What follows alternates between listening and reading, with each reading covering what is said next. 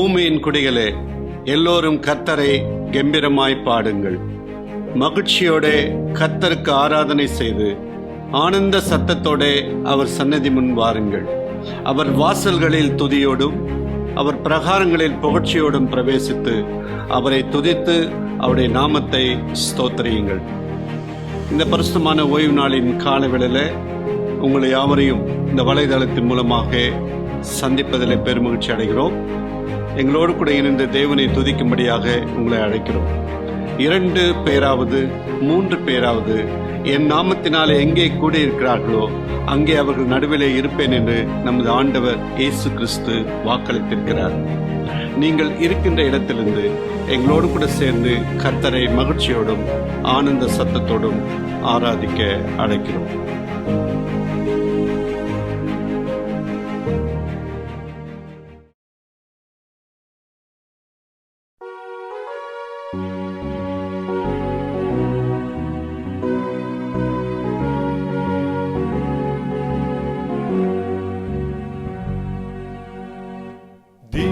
கால சத்தம் கேட்க இயேசு தோன்றும் காலத்தில் ஆவலாய காட்சி கண்டான் நம்பினேன். மீட்கப்பட்ட தாசர் ஒன்று கூடி மோட்ச லோகத்தில் நிற்கும் போது நானும் கூடவே நிற்பேன். தாசர் விண்ணில் ஒன்று கூடி தாசர் விண்ணில் ஒன்று கூடி தாசர் விண்ணில் ஒன்று கூடி நிற்கும் போது நானும் கூடவே நிற்பேன். நித்திரை செய்த பக்தர் உயிர்த்து வானமேறி ஏகுவார். மீட்பர் மாண்பை கண்டு ஆரவாரிப்பேன். விசுவாசிகள் எல்லோரும் விண்ணில் கூடி வாடுவார். அந்த நாளில் நானும் கூடவே வாழ்வேன். தாசர் விண்ணில் ஒன்று கூடி தாசர் விண்ணில் ஒன்று கூடி தாசர் விண்ணில் ஒன்று கூடி நிற்கும் போது நானும் கூடவே நிற்பேன். இயேசுநாதரின் பேரன்பை எங்கும் கூறும்படிக்கே சோர்வில்லாமல் வேலை செய்து ஜீவிப்பேன். பின்பு தாசர் ஒன்று கூடி தேவ சந்நிதியிலே நிற்கும் போது நானும் கூடவே நிற்பேன். தாசர் விண்ணில் ஒன்று கூடி தாசர் விண்ணில் ஒன்று கூடி தாசர் விண்ணில் ஒன்று கூடி நிற்கும் போது நானும் கூடவே நிற்பேன்.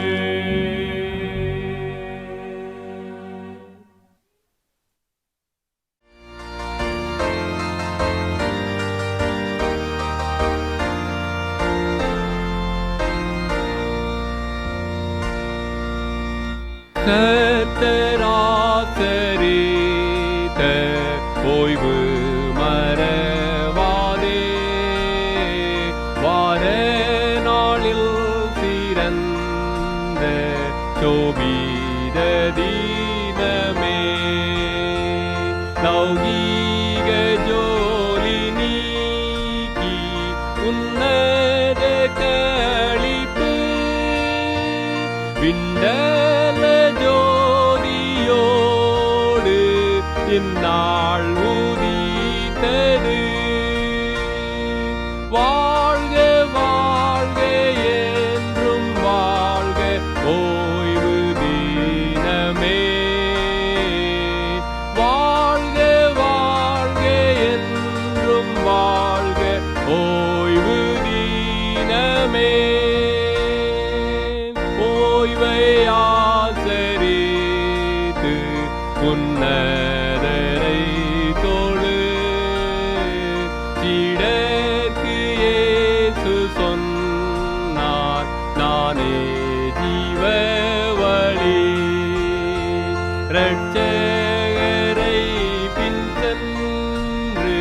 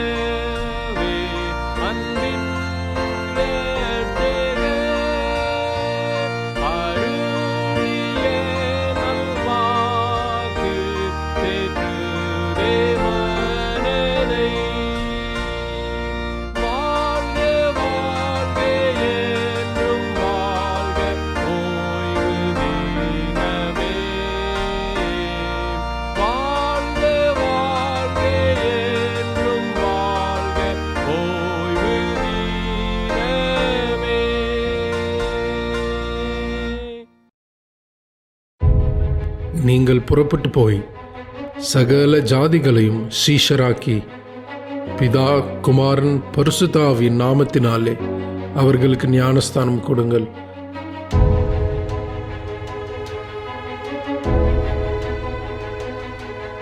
ராஜ்யத்தினுடைய இந்த சுவிசேஷம் பூலோகம் எங்கும் உள்ள சகல ஜாதிகளுக்கும் சாட்சியாக பிரசங்கிக்கப்படும். அப்பொழுது முடிவு வரும்.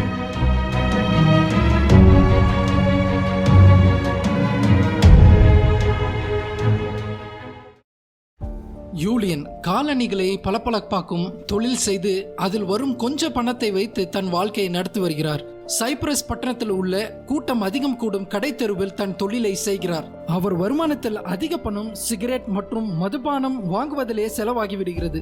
10 வருடத்திற்கு முன்பதாக யூலியன் பல்கேரியாவிலிருந்து சைப்ரஸ் பட்டணத்திற்கு வேலை தேடி இடம் பெயர்ந்தார். ஒரு நாள் பிலிப் என்னும் பல்கேரியை சேர்ந்த ஊழியக்காரர் யூலியனிடம் வந்து வாழ்த்து தெரிவித்து உதவி ஏதாவது வேண்டுமா என்று கேட்டார். யூலியனுக்கு ஆச்சரியமாக இருந்தது. இப்படிப்பட்ட கேள்வி யூலியன் கேட்டு அநேக வருடங்களாயின. தம்மீது அக்கறை காட்டி தாய்மொழியில் பேசினதனால் அவருக்கு அருமையாக இருந்தது. ஆனால் அந்த கேள்விக்கு யூலியன் பதில் கொடுக்காமல் பிலிப் அவரின் காலணியை பாலிஷ் போட்டார்.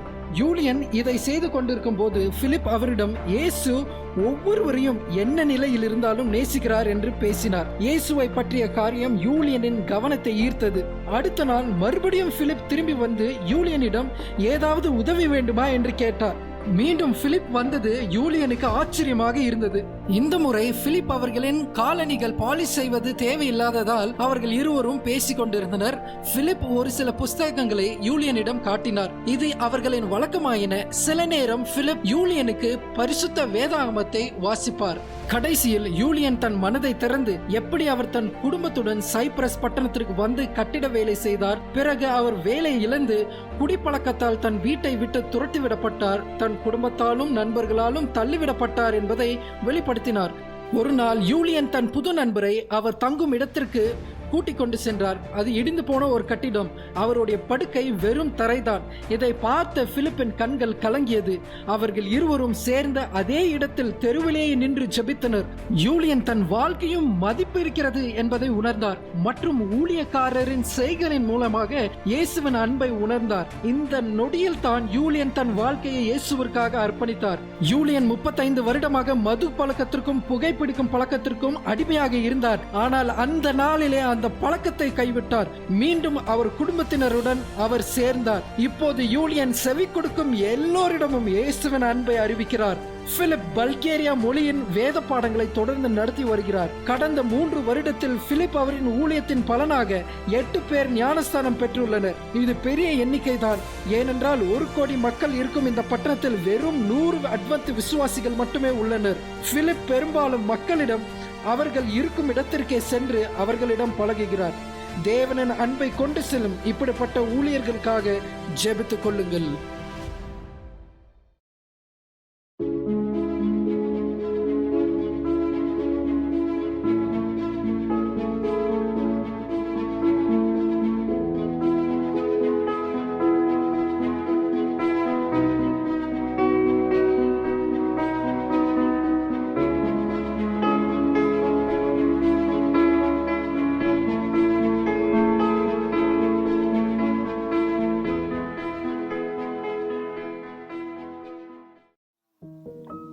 அனைவருக்கும் மனமகிழ்ச்சியின் ஓய்வு நாள் வாழ்த்துக்கள்.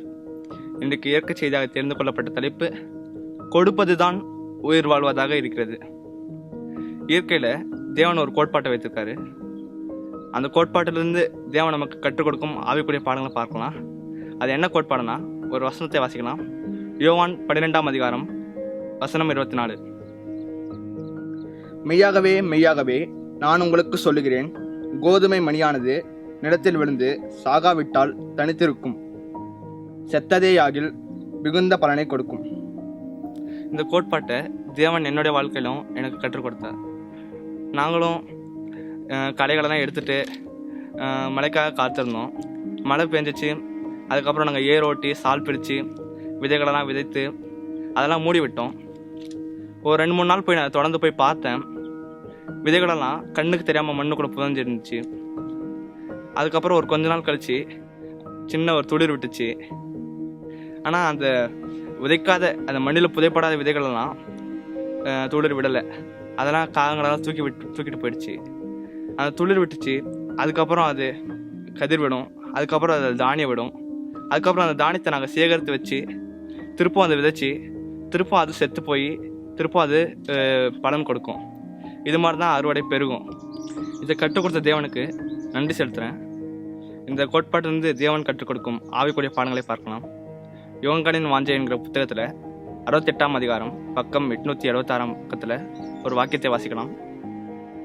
தனது சொந்த ஜீவனை பாதுகாத்து கொள்ளுகின்ற கோதுமை மணியினால் கனியை உண்டு பண்ண முடியாது. அது தன்னந்தனியாக உயிர் வாழ்கின்றது, தங்கியிருக்கின்றது. கிறிஸ்து அவரை மரணத்திலிருந்து காப்பாற்றிக் கொள்வதை தேர்ந்து கொண்டிருந்தால் அவரால் அது முடிந்திருக்க கூடும். ஆனால் அதை செய்பவராக அவர் இருந்திருந்தால் அவர் தனியாக உயிர் வாழ வேண்டும். அவரால் குமாரர்களையும் குமார்த்திகளையும் தேவனிடத்தில் கொண்டு வர முடியாது. அவருடைய ஜீவனை அவர் விட்டு கொடுத்ததினால் மட்டுமே அவரால் மானுடத்திற்கு ஜீவனை கொடுக்க முடிந்தது. மரிப்பதற்கென்று நிலத்தில் விழுந்ததினால் மட்டுமே அந்த ஏராளமான அறுவடைக்கு, அதாவது ஒவ்வொரு ஜாதியிலும் கோத்திரத்திலும் பாஷையிலும் ஜனக்காட்டாத்தாரிலும் இருந்து தேவனுக்கு மீட்கப்பட்டவர்களே இந்த அறுவடையாகும். கிறிஸ்துவோட வாழ்க்கையிலும் இந்த இயற்கையின் நியதியை நிறைவேற்றியிருக்கிறார். எப்படி நிலத்தில் விழுந்து சாகின்ற விதை பலன் கொடுக்குதோ அதுபோல நீங்களும் நானும் பிதானிடத்தில் வர வேண்டும் என்று தன்னுடைய சொந்த ஜீவனை வெறுத்து தியாகம் செய்து நமக்காக ஜீவனை விட்டார். அவருடைய ஜீவனை விட்டு கொடுத்து இந்த மானிடத்திற்கு ஜீவனை கொடுத்தார் தேவன். அவரை மரணத்திலிருந்து அவரால் காப்பாற்றியிருக்க முடியும். ஆனால் நீங்களும் நானும் நம்மளை வைத்து அவர் அன்பின் காரணமாக நீங்களும் நானும் பிதானிடத்தில் வர வேண்டும் என்று அவருடைய சொந்த ஜீவனை அவர் விட்டார். இதிலிருந்து தேவன் நமக்கு கற்றுக் கொடுக்கும் 3 பாடங்களை பார்க்கலாம். முதலாவது, சுயத்தை தியாகம் செய்தல். ஒரு வசனத்தை வாசிக்கலாம். யோவான் 12ஆம் அதிகாரம் வசனம் 25. தன் ஜீவனை சிநேகிக்கிறவன் அதை இழந்து போவான். இந்த உலகத்தில் தன் ஜீவனை வெறுக்கிறவனோ அதை நித்திய ஜீவகாலமாய் காத்துக்கொள்வான். கிறிஸ்துவுடன் ஊழியக்காரர்களாக இருந்து நற்பலன்களை கொண்டு வரும் அனைவரும் உலகம் எனக்கு அவசியம் என்கிற நிலத்தில் நம்ம சாக வேண்டும். சுயத்தின் மீதான ஆர்வம், சுயத்தின் மீதான நேசம் நம்ம இடத்துல சாக வேண்டும். இரண்டாவதாக, கொடுப்பது தான் உயிர் வாழ்வதாக இருக்கிறது. எப்படி தோட்டக்காரன் தன்னுடைய விதையை விதைப்பதனால் மட்டுமே அதை பாதுகாக்கிறானோ அதுபோல் தேவனுடைய மனிதனுடைய சேவைக்கன்று கொடுக்கப்பட்டிருக்கும் இந்த ஜீவனை நம்ம அவருடைய சேவைக்கன்று ஊழியத்திற்கன்று நம்ம பயன்படுத்தும் போது தோட்டக்காரனாக அந்த இயேசு நித்தியத்துக்கன்று நம்முடைய ஜீவனை பாதுகாக்கிறார். மூன்றாவதாக ஒரு வசனத்தை வாசிக்கலாம். யோவான் 12ஆம் அதிகாரம் வசனம் 26. ஒருவன் எனக்கு ஊழியம் செய்தால் அவனை பிதாவானவர் கனம் பண்ணுவார். கிறிஸ்துவை போல சுயத்தை வெறுத்து சுயத்தை தியாகம் செய்து ஊழியம் செய்தோம் என்றால் பிதாவானவர் கிறிஸ்துவை கனம் பண்ணுவது போல நம்மையும் கனம் பண்ணுவார்.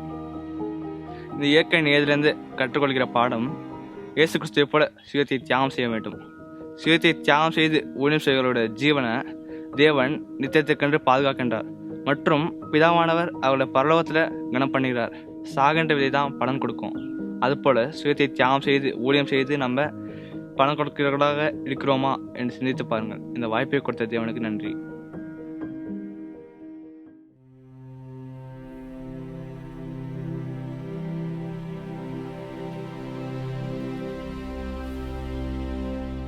வாக்குத்தத்தம் நிறைவேற காத்திருந்தவர்கள்.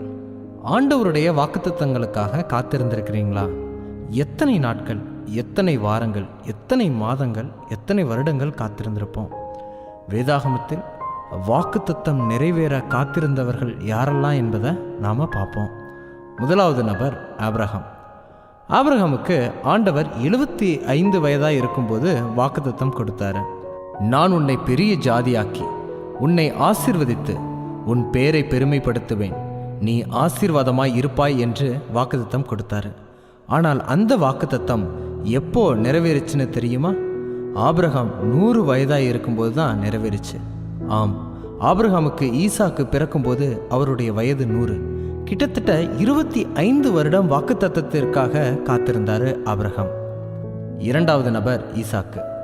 ஈசாக்கு ரெபேக்காலோடு திருமணம் செய்தார். திருமணம் செய்யும்போது ஈசாக்குக்கு 40 வயது. ஆனால் குழந்தை பிறக்கவில்லை. ஈசாக்கோடும் ஈசாக்கின் சந்ததியாரோடும் நித்திய உடன்படிக்கை பண்ணுவேன் என்று ஆண்டவர் ஈசாக்கை பற்றி ஆபிரகாமுக்கே வாக்குத்தத்தம் செய்திருந்தார். ஆனால் வாக்குத்தத்தம் இன்னும் நிறைவேறவில்லை. ஈசாக்குக்கு சந்ததி பிறக்கவில்லை. எப்பொழுது வாக்குத்தத்தம் நிறைவேறியது தெரியுமா?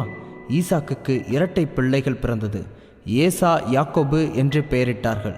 இவர்கள் பிறந்தபோது ஈசாக்கு 60 வயதாய் இருந்தான் என்று வேதம் கூறுகிறது. வாக்குத்தத்தம் நிறைவேற 20 வருடம் காத்திருந்தார் ஈசாக்கு. மூன்றாவது நபர் யோசேப்பு. யோசேப்பு 17 வயதாய் இருந்தபோது ஆண்டவர் கனவுகளின் மூலம் வாக்குத்தத்தம் கொடுத்தார். என்ன வாக்குத்தத்தம் கொடுத்தார் தெரியுமா? சூரியன், சந்திரன், நட்சத்திரங்கள் எல்லாம் யோசேப்பை வணங்கும்படியாக கனவு கண்டான் யோசேப்பு. அதாவது எல்லோரும் வணங்கும்படியான உயர்வான இடத்தில் இருப்பதாகவும் அவனுடைய சகோதரரும் தாயார் தகப்பனார் யோசேப்பை சேவிப்பார்கள் என்றும் வாக்குத்தத்தம் கொடுக்கப்பட்டது. ஆனால் வாக்குத்தத்தம் நிறைவேறவில்லை, தாமதமானது. அதற்கு நேர்மாறாக எகிப்துக்கு அடிமையாக விற்கப்பட்டார் யோசேப்பு.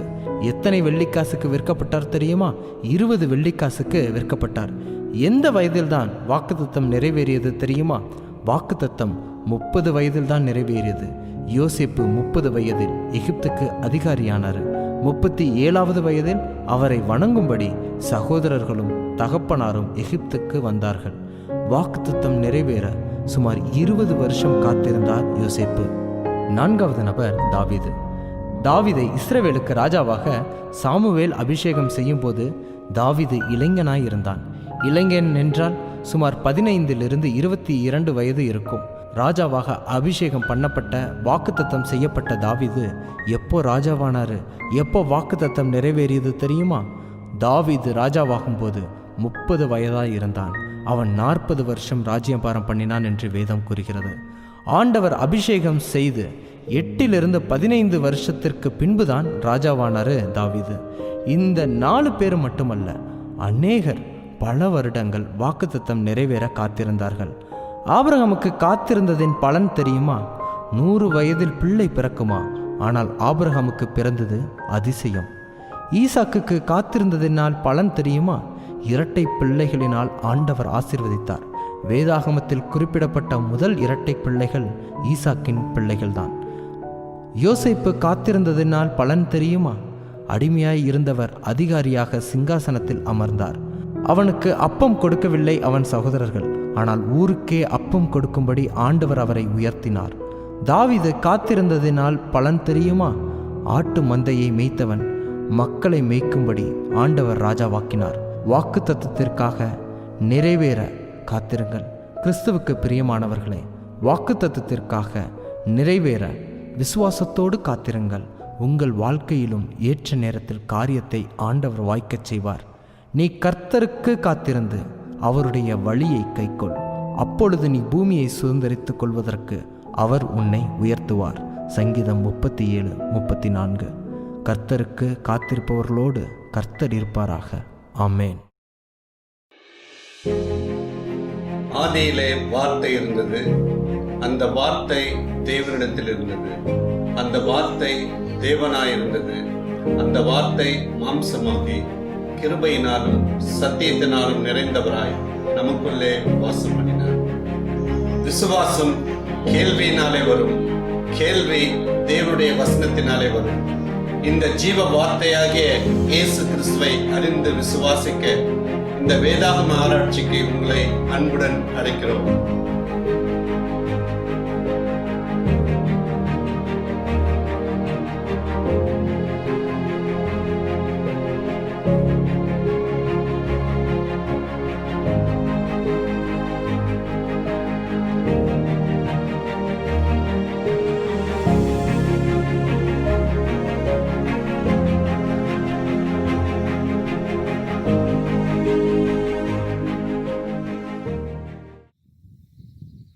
அனைவருக்கும் ஓய்வு நாள் நல்வாழ்த்துக்கள். மீண்டும் இந்த வார ஓய்வு நாள் பள்ளி பாடத்திலே உங்களை சந்திக்க தேவன் கொடுத்த கிருபைக்காக நாங்கள் அவரை ஸ்தோத்திரிக்கிறோம். இப்பொழுதும் இந்த வார பாடத்திற்குள்ள கடந்து செல்வதற்கு முன்பதாக கண்களை மூடி ஜெபிப்போம். எங்களை அதிகமாக நேசிக்கிற எங்கள் அன்பு ஆண்டவரே, இந்த பரிசுத்தமான ஓய்வு நாளின் காலை நேரத்தில் நன்றியோடு துதிக்கிறோம், ஸ்தோத்தரிக்கிறோம். இந்த வாரத்தின் ஓய்வு நாள் பள்ளி பாடங்களை படிக்கும் முன்பாக இந்த தூய ஆவியானுடைய ஒத்தாசை நாடி இந்த சமூகத்தில் வருகிறோம். இந்த வேதத்தில் உள்ள அதிசயங்களை நாங்கள் காணத்தக்கதாக எங்களுடைய கண்களை திறக்கும்படியாய் இயேசுவின் நாமத்திலே ஜெபிக்கிறோம் நல்ல பிதாவே, ஆமென். கடந்த வாரம் ஜப வல்லமை, பிறருக்காக பரிந்து பேசுதல் எனக்குடைய தலைப்பின் கீழாக 4 முக்கியமான காரியங்களை கற்றுக்கொண்டோம். முதலாவது, இயேசு கிறிஸ்துவின் ஊழியத்தின் வெற்றிக்கு காரணமாக இருந்தது பரிந்து பேசக்கூடிய ஜபம் மற்றும் ஆதி அப்போஸ்தலர்களுடைய திருச்சபையின் வளர்ச்சிக்கு காரணமாக இருந்ததும் பரிந்து பேசக்கூடிய ஜபம் என்பதை கற்றுக்கொண்டோம். இரண்டாவதாக, இயேசு கிறிஸ்துவுக்கும் பிசாசுக்கும் இடையே நடக்கக்கூடிய மாபெரும் ஆன்மீக போராட்டத்திலே உங்களுக்கும் எனக்கும் பங்கு இருக்கிறதை நாம் கற்றுக்கொண்டோம். மூன்றாவதாக, இந்த மாபெரும் ஆன்மீக போராட்டத்திலே வெற்றியை காண ஜபம் அவசியமாக இருக்கிறது. குறிப்பிட்டு பரிந்து பேசக்கூடிய ஜபத்தின் வல்லமை அதிகமாக இருக்கிறது என்பதை நாம் கற்றுக்கொண்டோம். நான்காவதாக, ஜபத்திலே நாம் கடைபிடிக்க வேண்டிய நியதிகள் 4 பார்த்தோம். முதலாவது, நாம் ஜெபிக்க ஒரு இடமும் நேரத்தையும் ஒதுக்க வேண்டும். இரண்டாவது, நாம் யாருக்காக ஜெபிக்க வேண்டும் என்று ஆண்டவரிடத்திலே நாம் மனதிலே உணர்த்தத்தக்கதாக ஜெபிக்க வேண்டும். மூன்றாவதாக, ஆண்டவர் நம்மளுடைய மனதிலே குறிப்பிடக்கூடிய நபர்களுக்காக பெயர் சொல்லி ஜெபிக்க வேண்டும். நான்காவது, அந்த நபருக்காக சகோதரரோடு சேர்ந்து ஒன்றாக கூடி சேர்ந்து ஜெபிக்க வேண்டும் எனக்குடைய நியதிகளை கற்றுக்கொண்டோம். இப்படி ஜபம் தேவனுடைய வல்லமையை காண ஒரு திறவுகோலாக இருக்கிறது எனக்குடைய சத்தியத்தை நாம் கடந்த வாரம் கற்றுக்கொண்டோம். இப்படி கடந்த வாரம் யாராவது ஒருவருக்காக நீங்கள் பரிந்து பேசி ஜெபித்திருப்பீர்கள் என்று நாங்கள் விசுவாசிக்கிறோம். இந்த வார பாடத்தினுடைய தலைப்பு ஆவியின் வல்லமை பெற்ற சாட்சி. இந்த வாரத்தினுடைய முதலாவது கேள்வி, இயேசு கிறிஸ்து இந்த பூலோகத்திலிருந்து பரலோகத்திற்கு செல்வதற்கு முன்பதாக தன்னுடைய சீடர்களிடத்திலே உலகமெங்கும் போய் சாட்சியை, நற்செய்தியை பிரசங்கியுங்கள் என்று சொன்னார். இந்த மாபெரும் வேலையை ஒரு சிறு கூட்டமான இந்த சீடர்கள், படிப்பு அறிவு அதிகமில்லாத சீடர்களால் எப்படி செய்ய முடிந்தது? கர்த்தருடைய நாமம் மகிமை அடைவதாக. ஆண்டவருடைய சுவிசேஷ கட்டளை, நீங்கள் உலகம் எங்கு போய் சர்வ சிருஷ்டிக்கும் சுவிசேஷத்தை அறிவுங்கள் என்பது இந்த கட்டளையை நிறைவேற்றுவதற்கு முடியாத ஒரு காரியத்தை போல தோன்றலாம். ஆனால் அவர்கள் சிறிய கூட்டமாக இருந்தாலும் தேவ வாக்கு தத்துவத்தின்படி ஆவியானவர் உங்களிடத்தில் வரும்போது நீங்கள் பலனடைந்து எருசலேமிலும் யூதேயா முழுவதிலும் சமாரியாவிலும் பூமியின் கடைசி பரிந்து எனக்கு சாட்சிகளாக இருப்பீர்கள் சொன்ன அந்த அன்பின் வாக்கு தத்துவத்தின்படி ஆதி அப்போஸ்தலர்கள் பரிசுத்த ஆவியின் வல்லமையினாலே நிரப்பப்பட்டு வாழ்க்கையும் உலகத்தையும் மாற்றக்கூடிய வல்லமையுடன் கிறிஸ்து இயேசுவின் சிலுவை கொற்றிய உபதேசத்தை அவர்கள் உலகம் முழுவதும் கொண்டு செல்லும் பொழுது உலகமே அசைக்கப்பட்டதை நாம் பார்க்க முடிகிறது. ஆகவே தனிநபராலே, சிறு கூட்டத்தாலே செய்ய முடியாத ஒரு பெரிய ஒரு பணியை தேவ ஆவியின் வல்லமையோடு கூட அவர்கள் இந்த ஊழியத்தை அவர்கள் செய்து முடித்ததினாலே உலகத்தினுடைய சர்வ இடங்களுக்கும் சுவிசேஷத்தை அவர்கள் கொண்டு சென்றார்கள் என்று சொல்லி நாம் விசுவாசிக்கலாம். இங்கே சிறு கூட்டத்தார் மாபெரும் வேலை செய்வதற்கு காரணம், தேவன் அவர்களோடு கூட இருந்தார். அவர்களுக்கு அவர் சொன்ன காரியத்தை செய்ய பலத்தை கொடுத்தார் என்பதை பார்க்கிறோம். எப்படி அந்த பலம் கிடைத்தது என்னக்கூடிய சத்தியத்தை இன்றைக்கு கற்றுக்கொள்ள இருக்கிறோம். இயேசு கிறிஸ்து இந்த பரலோகத்திற்கு போவதற்கு முன்பதாக தன்னுடைய சீடர்களிடத்திலே, நான் போய் பரிசுத்த ஆவியானவரை உங்களிடத்திலே அனுப்புவேன் என்று ஒரு வாக்கு கொடுத்தார். அந்த வாக்கின்படி ஆவியானவரை சீடர்கள் பெற்றுக்கொண்டார்கள். இப்படி ஆவியானவர் என்னென்ன காரியங்களிலே சீடர்களுக்கு உதவியாக இருந்தார், நமக்கும் என்னென்ன காரியங்களிலே உதவியாக இருக்கிறார்? ஆண்டவராக இயேசு கிறிஸ்துடைய வாக்கு தத்தம், நான் போகாவிட்டால் உங்களுக்கு பிரயோஜனம் ஒன்றுமில்லை, நான் போனேனானால் தேற்றவாளனை நான் உங்களுக்காக அனுப்புகிறேன் என்று சொல்லி வாக்கு கொடுத்திருந்தார். அவனமாக அவர் பரலோகத்துக்கு சென்று பரிசுத்த ஆவியானவரை, தேற்றவாளனை அவர்களுக்கு அனுப்பினதினாலே அவர்கள் ஒரு வலிமையான ஒரு ஊழியத்தை செய்யக்கூடிய பிள்ளைகளாக காணப்பட்டதை நாம் பார்க்கிறோம். இங்கே தேற்றவாளன் என்று சொல்லும் பொழுது சாட்சி பகர்வதற்காக உடன் இருப்பவர் தேற்றவாளன். அதை கிரேக்க மொழியில் பெராக்லேட்டஸ் என்று சொல்லி நாம் சொல்வதை பார்க்க முடிகிறது. ஊழியத்திலே உதவியாக இருப்பவர், உடன் இருப்பவர் என்று அதனுடைய அர்த்தம். ஆகவே ஆதி அப்போஸ்தலர்கள் பரிசுத்தாவின் வல்லமையினால் நிரப்பப்பட்ட பிள்ளைகளாய் அவர்கள் தேவ ஆவியானுடைய வல்லமையோடு கூட சகல ஜனங்களுக்கும் சாட்சியாக சுவிசேஷத்தை அவர்கள் சுமந்து செல்லும் பொழுது அவர்கள் சந்தித்த சவால்கள், பிரச்சனைகள், போராட்டங்கள் மத்தியிலே இவர்களை பலப்படுத்துவராக தூய ஆவியானவர் இருந்தார். அதோடு மட்டுமல்ல, அவர்கள் சத்தியத்தை சுமந்து செல்லும் பொழுது எந்த பட்டணங்களுக்கு அவர்கள் செல்ல வேண்டும், யாரிடத்தில் செல்ல வேண்டும் என்று ஆவியானவர் கூடவே இருந்து உதவி செய்வராக இருந்தார். ஆக அவருடைய ஊழியங்கள் மிக வல்லமையாக இருப்பதை நாம் காண முடிந்தது. பரிசுத்த ஆவியானவர் சத்தியத்தை உணர்த்துவது மட்டுமல்ல, பாவத்தை குறித்தும் நீதியை குறித்தும் நியாய தீர்ப்பை குறித்தும் கண்டித்து உணர்த்துவார் என்று சொல்லி ஆண்டவர் இயேசு கிறிஸ்து வாக்கு கொடுத்திருந்தார். அதாவது ஒரு பாவிக்கு இயேசு எவ்வளவு முக்கியம் என்பதை, நம்முடைய உண்மையான நிலை, நாம் மோசமானவர்கள், நமக்கு இரட்சகர் தேவை என்பதை உணர்த்துகிற வேலை பரிசுத்த ஆவியானவர். பரிசுத்த ஆவியானவர் கூடவே இருந்து அந்த உணர்வுகளை ஏற்படுத்தி, அதோடு மட்டுமல்ல, அவர் நீதியை குறித்து அவர்களுக்கு கற்பித்து கொடுத்திருந்தார் என்று பார்க்கிறோம். நம்முடைய நீதியெல்லாம் அழுக்கான கந்தையாக இருக்கிறது, ஆனால் கிறிஸ்துவின் நீதியானது மகத்துவமானது என்பதை உணரும்படி செய்தார். சத்ருவானவன் நியாயம் தீர்க்கப்பட்டதினாலே நியாய தீர்ப்பை கண்டித்து உணர்த்துவராக இருந்தார். இப்படியாக அந்த ஆதி திருச்சபையினுடைய ஊழியத்திலே பரிசுத்த ஆவியானவர் வல்லமையாக செயல்பட்டதை நாம் பார்க்கலாம்.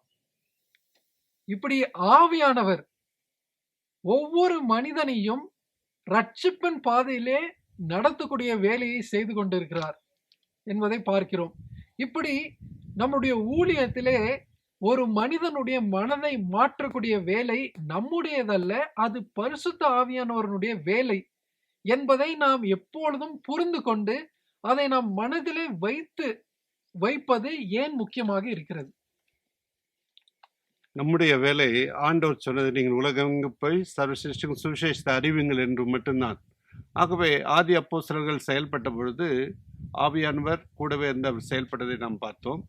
இப்பொழுது நம்முடைய தனிப்பட்ட ஊழியத்திலும் சரி, பிறருக்கு பரிசுத்த ஆவியானோட உதவியோடு கூட சத்தியத்தை சொல்வதுதான் நம்முடைய வேலை.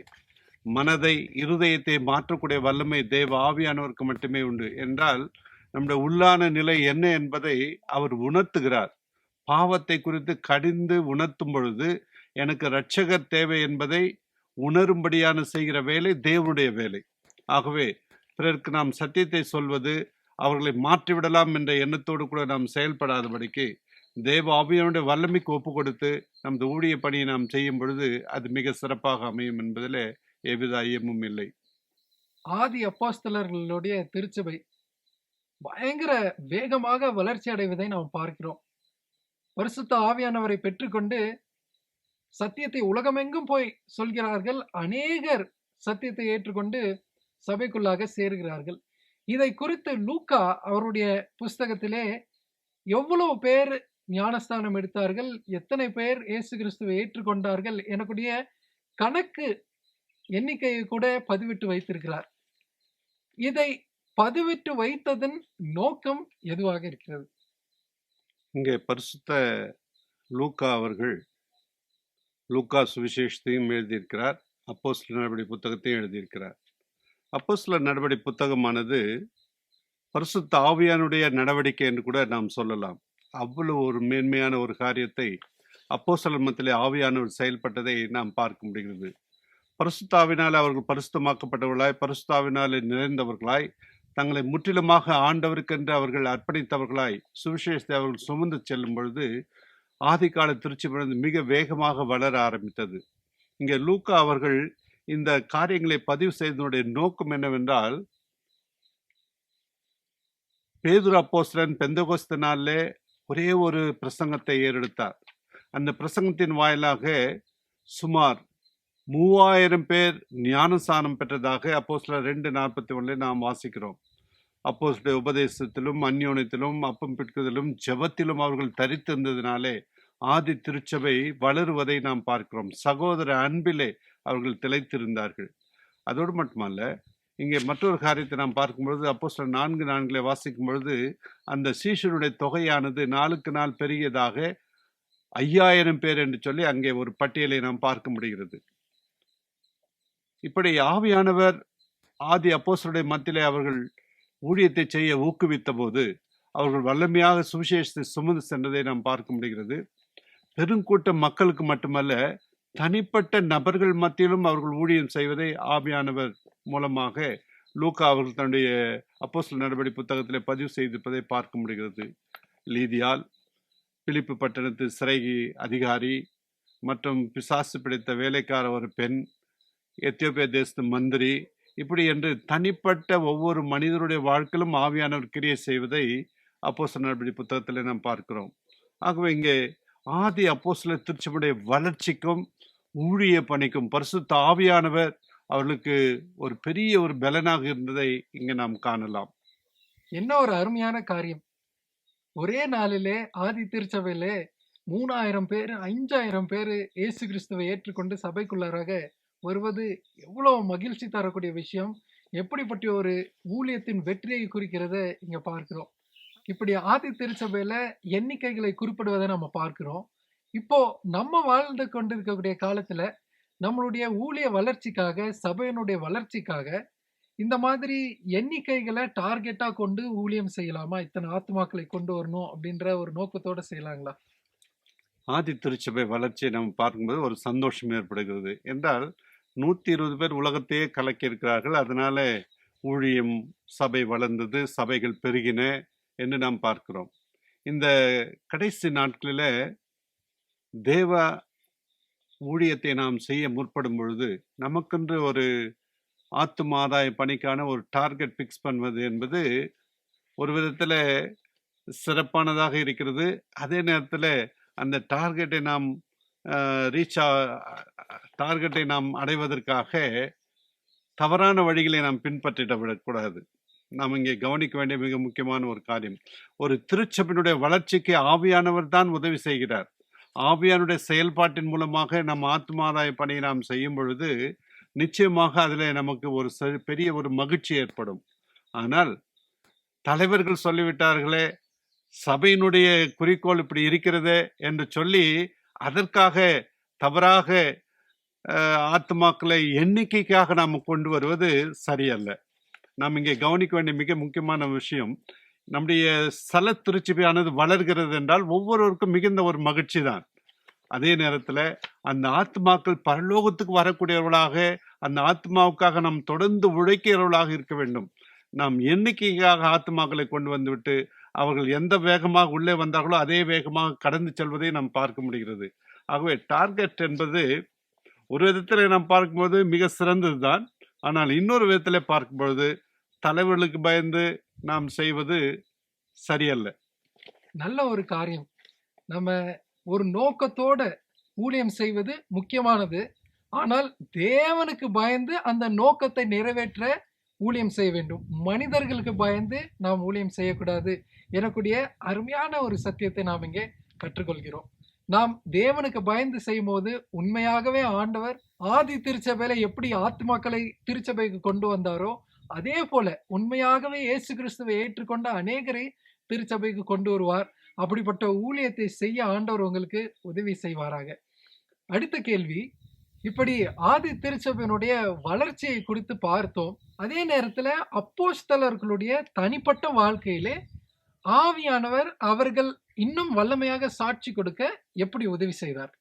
நாம் பெந்தேகோஸ்து நாளுக்கு முன்பாக அப்போஸ்தலருடைய நிலைமையை நாம் உற்று பார்க்கும் பொழுது தங்களுக்குள்ளே பல வேறுபாடுகளோடு அவர்கள் காணப்பட்டார்கள். அது தங்களில் யார் பெரியவன், யார் முக்கியமானவன் என்ற பாகுபாடுகள் இருந்தது. ஆனால் பெந்தேகோஸ்து நாளுக்கு முதல் ஒரு 10 நாள் வரைக்கும் அவர்கள் ஒருமனப்பட்டு ஜெபத்திலும் வேண்டுதலும் அவர்கள் தரித்திருந்த போது அவருடைய வாழ்க்கையில் தேவன் ஒரு பெரிய ஒரு மாற்றத்தை கொண்டு வந்ததை நாம் காண முடிகிறது. எல்லாவற்றையும் அவர்கள் சமமாக தங்களை மற்றவர்களை விட மேன்மை உள்ளவர்கள் என்ற எண்ணங்களெல்லாம் அகற்றி எல்லோரும் ஒரே சிந்தை உடையவர்களாக அவர்கள் மாற்றப்பட்டதை நாம் பார்க்க முடிகிறது. அதோடு மட்டுமல்ல, அவர்கள் ஒருமனப்பட்டு ஒரு இடத்துல கூடி ஜெபித்த போது அந்த இடம் அசைந்ததாக, பரிசுத்தாவினால் நிரப்பப்பட்டு தைரியமாக வசனத்தை சொல்லக்கூடியவர்களாக அவர்கள் மாற்றப்பட்டதை நாம் பார்க்க முடிகிறது. ஆண்டவராக இயேசு கிறிஸ்து மரித்து உயிர்த்தெழுவதற்கு முன்பாக அவர்கள் தங்கள் யூதர்களுக்கு பயந்து கொண்டு கதவை பூட்டி கொண்டிருந்தார்கள் என்று சொல்லி நாம் யோவான் 2:19 வாசிக்கிறோம். ஆனால் இங்கே தைரியமாக ஆண்டவரை பற்றி அவர்கள் சாட்சி பகர்வதை பார்க்கும்போது ஒவ்வொருடைய தனிப்பட்ட வாழ்க்கையிலும் ஆவியானவர் கிரியை செய்ததினாலே அவர்கள் தைரியமாய் சுவிசேஷத்தை சுமந்து செல்வதை பார்க்க முடிகிறது. அதோடு மட்டுமல்ல, அவர்கள் பெற்ற மாற்றத்தினாலே அந்த மாற்றத்தை உலகம் காணும்படியாக அவர்கள் சுவிசேஷத்தை தனி நபராக சுமந்து செல்லும் பொழுது எதை குறித்தும் பயப்படாமல் தைரியமாக அவர்கள் வசனத்தை எடுத்துச் சொல்வதை நாம் காண முடிகிறது. எந்தெந்த பட்டணங்களில் அவர்கள் சுவிசேஷத்தை சுமந்து செல்ல வேண்டுமோ அந்த இடங்களிலே அதற்கு முன்பாக ஆவியானவர் அங்கே இருக்கிற மக்களுடைய உள்ளங்களை ஆவியானவர் ஆயத்தப்படுத்தி இந்த சுவிசேஷத்தை அவர்கள் சுமந்து செல்வதற்கு ஆவியானவர் உதவி செய்தது நம்ம இங்கே பார்க்கலாம். அப்போஸ்தலர்கள் திருச்சபை வளர்ச்சிக்கு முக்கியமான காரணம் எதுவாக இருந்தது என்றால், முதலாவது பரிசுத்த ஆவியானவர் அப்போஸ்தலர்களுடைய வாழ்க்கையிலே முதலாவது கிரியை செய்து மாற்றத்தை உண்டு பண்ணினார். அதன் மூலியமாக அவர்களை கொண்டு உலகத்திற்கு சாட்சியாக அவர்களை எடுத்து பயன்படுத்தினார் எனக்குடைய அருமையான சத்தியத்தை பார்க்கிறோம். இப்படி பரிசுத்த ஆவியானவர் நமக்குள்ளாகவும் நம் மூலியமாகவும் கிரியை செய்ய நாம் என்ன செய்ய வேண்டும்? பரிசுத்த ஆவியானவருக்கு முதலாவது நம்மை முற்றிலுமாக அர்ப்பணிக்க வேண்டும்.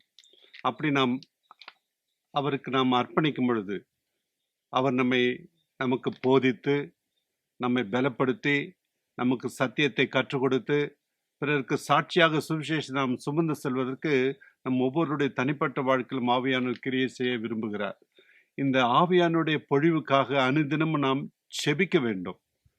ஜெபித்து அர்ப்பணித்து ஆவியானுடைய பொழிவை நாம் பெற்று ஊழியம் செய்யும்போது அந்த ஊழியம் நிச்சயமாக ஆதி அப்போஸ்தலருடைய வாழ்க்கையில காணப்பட்ட அதே வல்லமை நம்முடைய வாழ்க்கையிலும் காணப்படும் என்பதில் எவ்வித ஐயமும் இல்லை.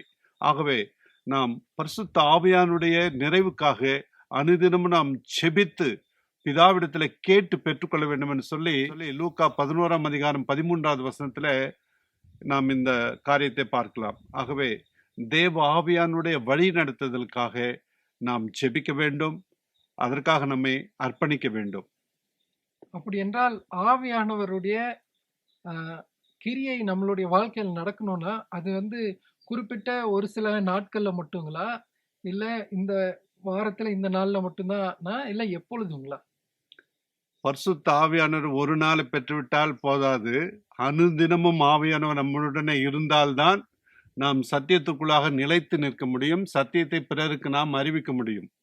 இது அப்போஸ்தலருடைய காலத்துல முன்மாறி என்று சொல்லி அங்கே நாம் குறிப்பிட்டு பார்க்கிறோம்.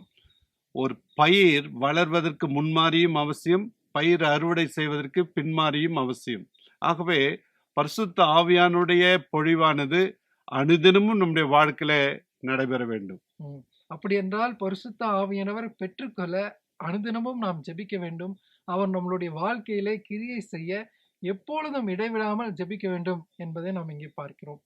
ஒரு உதாரணம் எனக்கு ஞாபகம் வருகிறது. ஒரு தம்பதியினர் தங்களுடைய புதிய வீட்டுக்கு ஒரு ஃப்ரிட்ஜ் வாங்குறாங்க. அந்த ஃப்ரிட்ஜ் வாங்கிட்டு ரொம்ப சந்தோஷமா பொருள் எல்லாம் வாங்கி அதுக்குள்ளார ஃப்ரிட்ஜுக்குள்ளார வச்சு காய்கறி தேவையான பொருட்கள் எல்லாம் வச்சிருக்கிறாங்க. வச்சுட்டு ஒரு கொஞ்ச நாள் என்ன செய்றாங்க, வீட்ல இருந்து வெளியே டூருக்கு போயிடுறாங்க. அவங்க போயிட்டு திருப்பி வந்து பார்க்குறாங்க, எல்லாம் பொருள் எல்லாம் கெட்டு போகாம நல்லா இருக்குன்னு சொல்லி வந்து திறந்து பார்த்தா, திறந்த உடனே ஒரு பயங்கரமான துர்நாற்றம். என்னன்னு பார்த்தா உள்ள இருந்த பொருட்கள் எல்லாம் அழுகி போய் கெட்டு போயிருந்திருக்கு. என்னன்னு சொல்லி பார்க்கும்போது நல்லா ஃப்ரிட்ஜ் எல்லாம் சூப்பரா வேலை செய்யுது. ஆனா அந்த ஃப்ரிட்ஜுக்கு அவங்க வீட்டுக்கு கரண்ட் இல்லாம போயிடுச்சு. அந்த கரண்ட் இல்லாததுனால அந்த ஃப்ரிட்ஜுக்குள்ள இருந்த பொருட்கள் எல்லாம் கெட்டு நாசமா போனது. இதுல இருந்து நல்ல ஒரு பாடத்தை கற்றுக்கொள்ளலாம். எப்படி அந்த மின்சாரம் அந்த குளிர்சாதன பெட்டியை எப்பொழுதும் இயக்குவதற்கு தேவையானதாக இருக்கிறதோ, அதுபோல நம்முடைய வாழ்க்கையை இயக்குவதற்கு பரிசுத்த ஆவியானவர் மிக அவசியமாக இருக்கிறார் என்பதை பார்க்கிறோம். இப்படி பரிசுத்த ஆவியானவர் நம்மளுடைய வாழ்க்கையில இடைவிடாம கிரியை செய்யறதுக்கு நம்ம அனுமதிக்காம போகும் பொழுது நம்மளுடைய வாழ்க்கையும் வீணாழிந்து போகிறது. நம்மோடு சேர்ந்து நம்மை சுற்றி இருக்கிறவர்களும் நாம் மற்றவர்களுக்கு ஊழியம் செய்கிறவர்களுடைய வாழ்க்கையும் அந்த பொருட்கள் எல்லாம் அழுகி போனது போல தவறான வழிகளுக்கு பாவத்திற்குள்ளாக நாம் வழிநடத்தப்படுகிறோம். அப்படி என்றால் பரிசுத்த ஆவியானவர் நமக்கு ரொம்ப முக்கியமாக அவசியமாக இருக்கிறார் மற்றும் நம் மூலியமாக மற்றவர்களும் ரட்சிப்பை பெறுவதற்கு அவசியமாக இருக்கிறார் என்பதை நாம் பார்க்கிறோம். இப்படிப்பட்ட ஆவியானவரை பெற்றுக்கொள்ள நீங்கள் தினந்தோறும் அன்றாட இடைவிடாமல் ஜெபிக்கிறீர்களா? அடுத்த கேள்வி, இங்கே பரிசுத்த ஆவியானவருக்கும் வல்லமையாக சாட்சி பகர்வதற்கும் உள்ள தொடர்பை நாம் இங்கே பார்த்தோம். இன்னொரு ஒரு கேள்வி வருகிறது, இப்படி பரிசுத்த ஆவியானவருக்கும் சாட்சி பகர்வதற்கும் வேத சத்திய வசனங்களுக்கும் உள்ள தொடர்பு என்ன? ஆதி அப்போஸ்தலர் திருச்சபையில அவர்கள் சாட்சி பகர மையமாக இருந்தது தேவ வசனம்தான். அவருடைய ஒவ்வொரு ஊழிய கட்டத்திலும் இன்றைய மனப்பாட வசனம் சொல்லுகிறது, அவர்கள் ஜெபித்த போது அந்த இடம் அசைந்தது, அவர்கள் பரிசுத்தாவினாலே நிரப்பப்பட்டு தேவ வசனத்தை தைரியமாய் சொன்னார்கள் என்று சொல்லி நாம் வாசிக்கிறோம். பெந்தகோஸ்து நாளில் பேதுரு அவர்கள் செய்த முதல் பிரசங்கமும் பழைய ஏற்பாட்டு வசனங்களை சுட்டிக்காட்டி அவர் செய்த பிரசங்கத்தின் வல்லமையினாலே 3000 பேர் ரட்சிக்கப்பட்டார்கள் என்று சொல்லி நாம் பார்க்கிறோம். அடுத்ததாக கொர்நேலியு வீட்டுக்கு வழிநடத்தப்பட்ட பேதுரு அவர்கள் இஸ்ரவேல் மக்களுடைய வாழ்க்கையிலே எப்படி தேவன் செயல்பட்டார் என்பதை கொர்நேலியுவுக்கு சொல்லி அந்த முழு குடும்பமும் ரட்சிப்புக்குள் வருவதற்கு தேவ வசனத்தை அவர் பயன்படுத்தியதை பார்க்க முடிகிறது. ஸ்தேவான் கல்லெறிந்து கொல்லப்படுவதற்கு சற்று முன்பாக கூட இஸ்ரவேலுடைய வரலாற்றை சொல்லி அவர்கள் வணங்கா கழுத்துள்ள ஜனங்கள் என்பதை அவர்களுக்கு எச்சரிப்பை கொடுத்த போது அவர் கல்லெறிந்து கொல்லப்பட்டதை பார்க்கிறோம். அவரும் பழைய ஏற்பாடு சொல்லப்பட்ட வஸ்திரங்களை அவர் பயன்படுத்துவதை பார்க்க முடிகிறது. அதே போல எருசலேமுக்கு வந்து திரும்பி சென்று கொண்டிருந்த எத்தியோப்பியா தேசத்து மந்திரிக்கு பரிசுத்தாவினால் வழிநடத்தப்பட்ட பிலிப்பு ரதத்திலே கூட சென்றபோது அவர் வாசித்து கொண்டிருந்த ஏசாயா 53ஆம் அதிகாரத்தை அதனுடைய விளக்கத்தை கொடுத்து மேசியாவாகிய கிறிஸ்து என்பதை அவருக்கு விவரித்து காட்டியதினாலே அங்கே அவர் ரட்சிப்பை பெற்றுக்கொண்டதையும் ஆப்பிரிக்கா கண்டம் முழுவதுக்கும் சுவிசேஷம் செல்வதற்கு ஆவியானவர் எப்படி செயல்பட்டார் என்பதை நாம் பார்க்க முடிகிறது. வேத வாக்கியங்கள் எல்லாம் தேவ ஆவியினாலே அருளப்பட்டது. ஆகவே ஆதி அப்போஸ்தலர் ஊழியத்திலே அதே ஆவியானவர் தம்முடைய வசனத்தை நிலைநாட்டி அவர்களுக்கு அதிகாரத்தை தந்து ஊழியத்தில் அவர்களை வல்லமையாய் எடுத்து பயன்படுத்துவதை நாம் பார்க்க முடிகிறது. இப்படி வல்லமையான சாட்சி பகிர்தலின் மூலியமாக ஆவியானவருடைய வேலையினாலே அநேகர் மனம் மாறி இருக்கிறார்கள். அப்படி பரிசுத்த வேதாகமத்திலே ஆதி திருச்சபையின் காலகட்டத்திலே மனம் மாறின ஒரு சில நபர்களை குறித்து கொஞ்சம் சொல்லுங்களேன். அதாவது பரிசுத்த ஆவியான ஒரு மனிதனுக்குள் கிரியை செய்தாலுமே அந்த மனிதனுடைய வாழ்க்கை மாற்றப்படுவதுதான் இந்த அப்போஸ்தலர் நடவடிக்கை புத்தகத்துடைய செயல்பாடுகளை நாம் பார்க்கிறோம். பரிசுத்தாவின் வல்லமையினாலே நிரப்பப்பட்டு அவருடைய வழிநடத்தலுக்கு யாரெல்லாம் தங்களை ஒப்புவிக்கிறார்களோ அவர்களுக்கு கிறிஸ்து இயேசுனுடைய கிருபையும் அன்பையும் அவருடைய இரக்கத்தையும் புரிந்து கொள்ளக்கூடிய அளவிற்கு தூய ஆவியானவர் அவர்கள் வாழ்க்கையில செயல்படுவதை நாம் பார்க்க முடிகிறது. ஒரு சில உதாரணங்களை நான் உங்களோடு கூட பகிர்ந்து கொள்ள விரும்புகிறேன். தியேத்தரா ஊராளான ரத்தாம்பிர வியாபாரி, ஒரு தொழிலதிபர் லீதியால், அவர்கள் பவுலப்போஸ்தலருடைய வசனங்களை கேட்டு கர்த்தருடைய ஆவியாருடைய செயல்பாட்டுக்கு தங்களை அர்ப்பணித்ததை நாம் அங்கே பார்க்க முடிகிறது.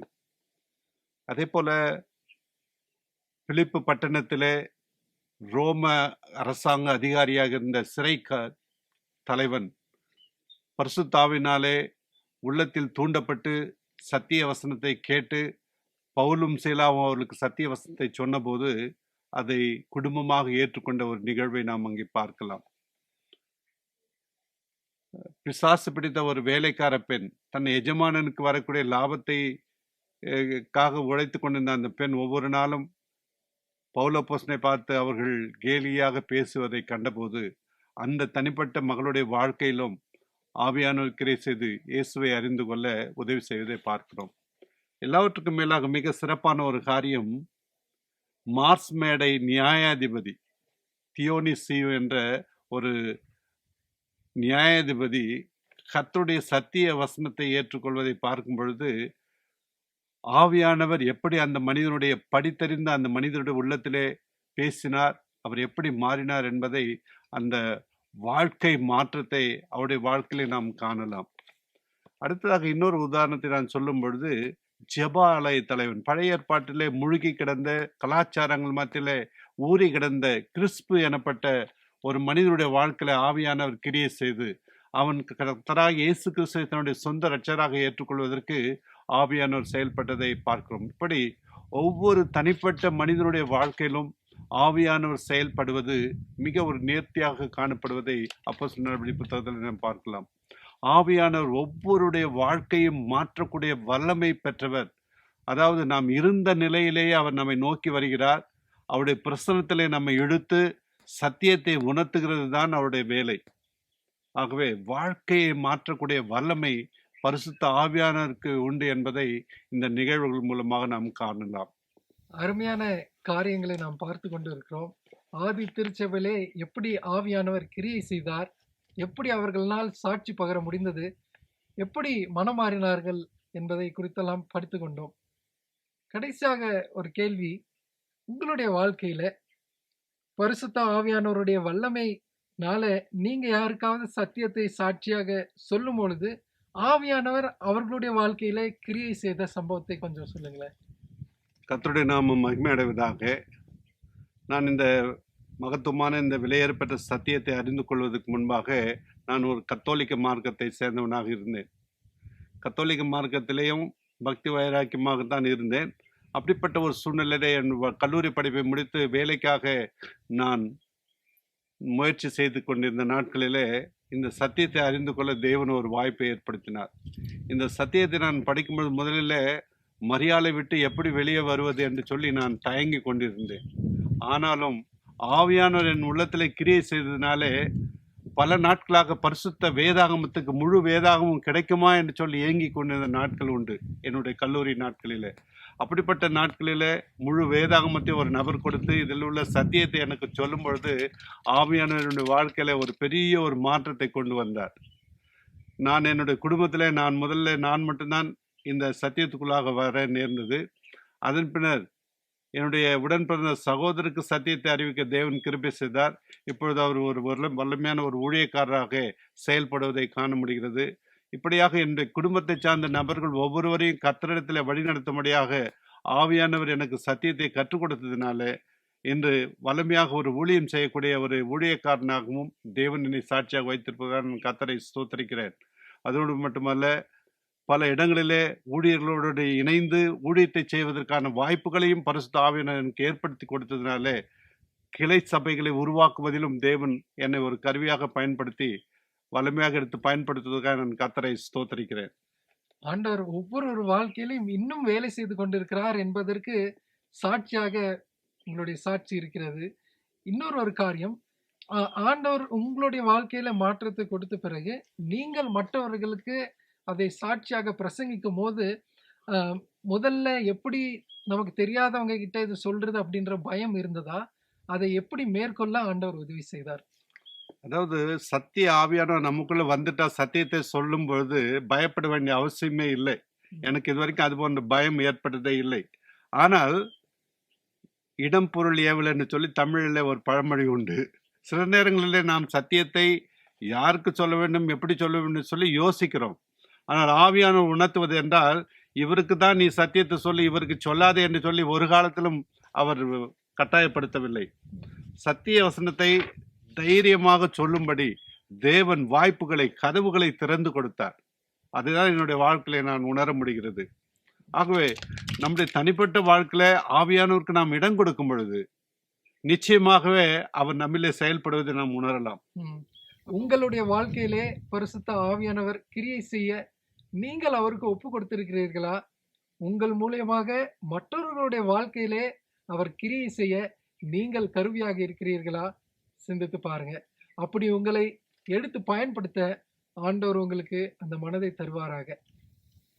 இந்த வாரம் ஆவியின் வல்லமையை பெற்ற சாட்சி எனக்குடைய தலைப்பின் கீழாக 4 முக்கியமான காரியங்களை கற்றுக்கொண்டோம். முதலாவது, உலகமெங்கும் போய் நற்செய்தி பகரும் மாபெரும் வேலையை சிறிய கூட்டமான அப்போஸ்தலர்கள் ஊழியமாக ஆண்டவர் செய்ததற்கு காரணமாக இருந்தது பரிசுத்த ஆவியானவர் எனக்குடைய சத்தியத்தை கற்றுக்கொண்டோம். இரண்டாவதாக, சாட்சி பகிர்வது மட்டுமே அப்போஸ்தலர்களுடைய வேலையாக இருந்தது. மனம் மாற்றுவது ஆவியானவருடைய வேலை எனக்குடைய சத்தியத்தை கற்றுக்கொண்டோம். மூன்றாவதாக, லூக்கா சபை வளர்ச்சியின் எண்ணிக்கையை குறிப்பிட்டிருக்கிறார். அதுபோல நம்முடைய இந்த கால சபையிலும் ஒரு குறிப்பிட்ட நோக்கத்தோடு ஊழியம் செய்ய வேண்டும். இத்தனை நபர்களை ஞானஸ்தானம் கொடுக்க வேண்டும், இத்தனை நபர்களை இயேசு கிறிஸ்துவண்டை கொண்டு வர வேண்டும், எனக்குடைய நோக்கம் தேவை. ஆனால் அதை மனிதர்களுக்கு பயந்து செய்யாமல் தேவனுக்கு பயந்து ஆவியானவரை பெற்றுக்கொண்டு ஊழியம் செய்யும் போது உண்மையாகவே அங்கே ஆதி திருச்சபையில எப்படி அநேக ஆத்துமாக்களை ஆண்டவர் கொண்டு வந்தாரோ அதே போல இப்பொழுதும் இந்த காலத்திலும் அதையே செய்ய தேவன் வல்லவராய் இருக்கிறார் எனக்குரிய சத்தியத்தை கற்றுக்கொண்டோம். நான்காவதாக, வல்லமையாக சாட்சி பகர்வதற்கு பரிசுத்த ஆவியானவர் தேவை மற்றும் வேத வசன சத்தியங்கள் முக்கியம் எனக்குடைய சத்தியத்தை கற்றுக்கொண்டோம். இப்படி பரிசுத்த ஆவியானவர் ஆதி திருச்சபையிலே தனிப்பட்ட அப்போஸ்தலர்களுடைய வாழ்க்கையிலும் கிரியை செய்து அவர்கள் மூலியமாக மற்றவர்களுடைய வாழ்க்கையிலும் கிரியை செய்திருக்கிறார். அதுபோல உங்களுடைய வாழ்க்கையிலும் கிரியை செய்யவும் உங்கள் மூலியமாக மற்றவர்களுடைய வாழ்க்கையிலும் அவர் கிரியை செய்யவும் உங்களை ஒப்புவிக்க ஆண்டவர் உங்களுக்கு உதவி செய்வாராக. கண்களை மூடி ஜெபிப்போம். எங்களை அதிகமாக நேசிக்கிற எங்கள் அன்பு ஆண்டவரே, இந்த பரிசுத்தமான ஓய்வு நாளிலே உங்களுடைய பாதப்படையில் அமர்ந்து இந்த திருவசனங்களை தியானிக்க தேவனில் கொடுத்த கிருபைக்காக உங்களுக்கு நன்றி செலுத்துகிறோம். ஆவியின் வல்லமை பெற்ற சாட்சி என்ற தலைப்பின் கீழாக நல்ல பாடங்களை கற்றுக்கொள்வோம். ஆண்டவருக்கென்று சாட்சி பகிர்வதிலே ஊழியம் செய்வதிலே ஆவியானவர் எங்களோடு கூட செயல்படும் போது நாங்கள் அவரோடு கூட இசைந்து செயல்பட வேண்டும் என்று சொல்லி நல்ல காரியங்களை கற்றுத்தந்த தயவுக்காய் ஸ்தோத்திரம் கர்த்தாவே. உலகத்தின் முடிவு காலத்தில் வாழ்கிற நாங்கள் உமக்கென்று அநேக ஆத்துமாக்களை ஆதாயப்படுத்தவும் நாங்களும் ஆயத்தப்படவும் ஆண்டவரே கிருபை அளிக்க வேண்டும் என்று கெஞ்சி கொண்டாடுகிறோம். இந்த நல்ல ஓய்வு நாள் பள்ளி பாடங்களுக்காக உமக்கு நன்றி செலுத்துகிறோம். இந்த பாடத்திலே கலந்து கொண்ட ஒவ்வொரு தேவ பிள்ளைகளையும் கர்த்தர் ஆசீர்வதிக்கும்படியாய் இயேசுவின் இனிய நாமத்தில் ஜெபிக்கிறோம் நல்ல பிதாவே, ஆமென். தேவனுக்கு பிரியமானவர்களே, இந்த வாரம் இடைவிடாமல் பரிசுத்த ஆவியானவரை பெற்றுக்கொள்ள ஜெபிக்க உங்களுக்கு ஆண்டவர் நினைப்பூட்டுவாராக. ஆமென்.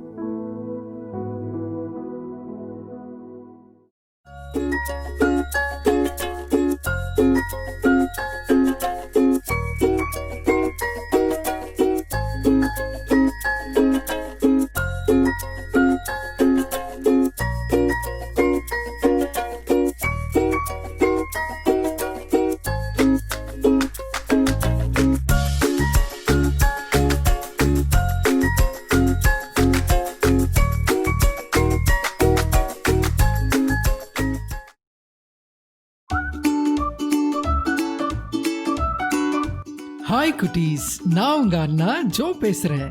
இன்னைக்கு நம்ம ஸ்டோரியோட தலைப்பு இயேசு ஜீவிக்கிறார். நம்ம மெமரி வேர்ஸ் இன்னைக்கு மார்க் 16:15.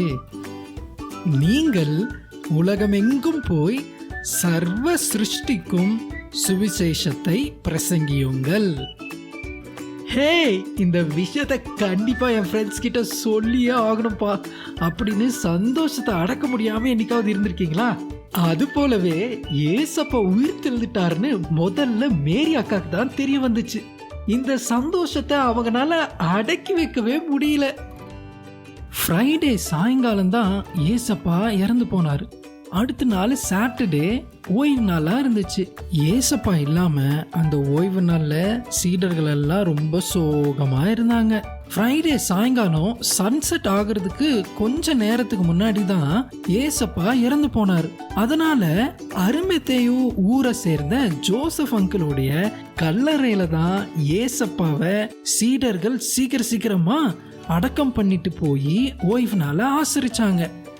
ஏசப்பாவை அடக்கம் பண்ணதையும் அந்த கல்லறைய பெரிய கல்லை கொண்டு மூடுறதையும் இதையெல்லாம் சில பெண்கள் சேர்ந்து கடைசி வரையும் பார்த்துட்டு அதுக்கு பிறகுதான் ஓய்வு நாளை போய் ஆசரிச்சாங்க. சண்டே காலையிலேயே மேரி அக்கா அப்புறம் இன்னும் ஒரு சில பெண்கள் சேர்ந்து ஏசப்பாவுடைய கல்லறை கிட்ட வந்தாங்க.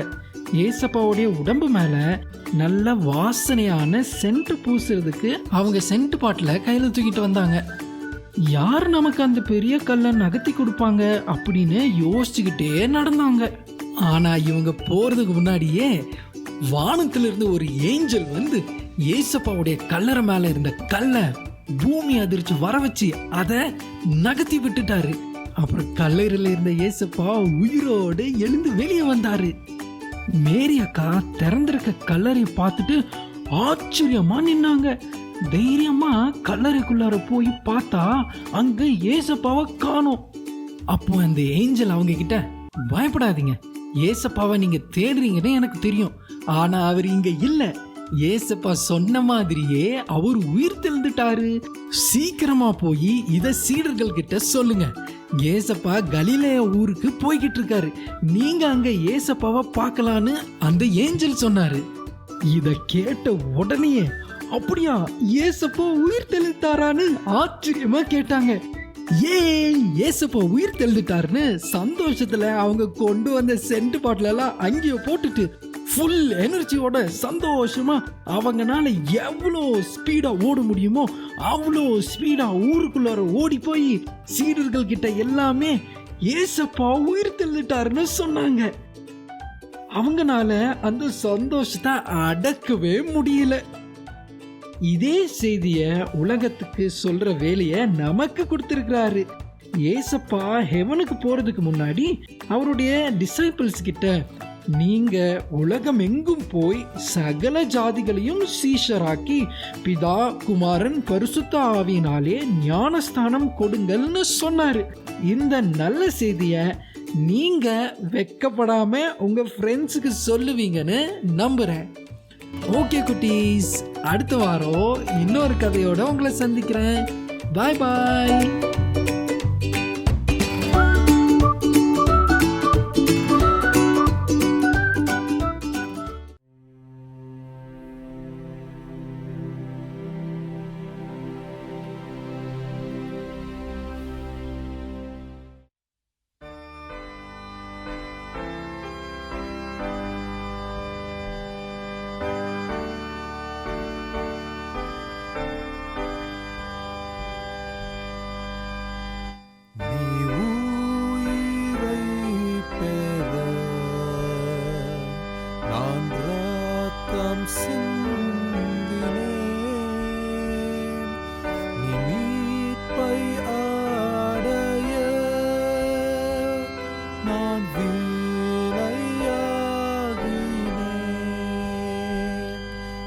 ஜீவன் நான் தந்தேன் தந்தேன், நீ என்னத்தை தந்தாய். என் ஜீவன் நான் தந்தேன் தந்தேன், நீ என்னத்தை தந்தாய். சதா கால இன்பம் நீ பெற்று வாழ்ந்திட, இவ்வுலகின் துன்பம் வந்தேன் சகித்திட. அநேகாண்டாய் பட்டேன் பட்டேன், ஓர் நாள் நீ தந்தாயா. அநேகாண்டாய் பட்டேன் பட்டேன், ஓர் நாள் நீ தந்தாயா. மகத்வனி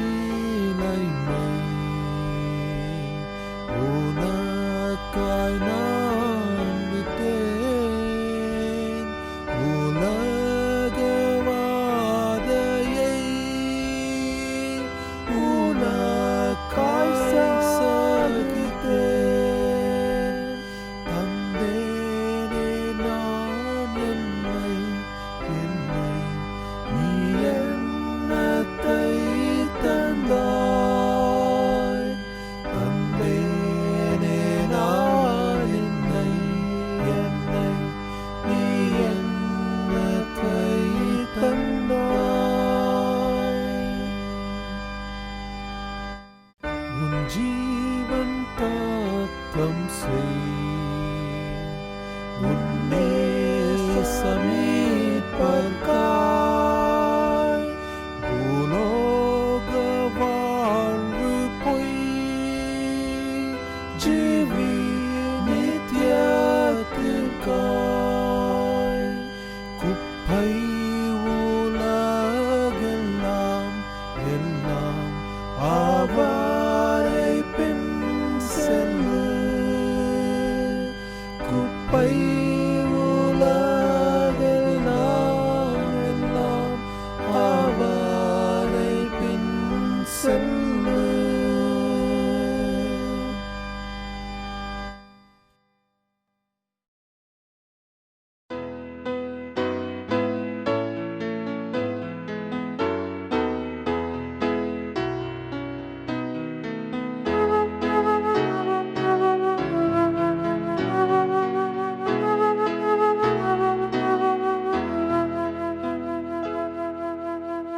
பேராற்று கோப்பாக பேரின்பம் உண்டாம் சகலத்தின் மேலும் ஜெயம் கொள்ளுமாம்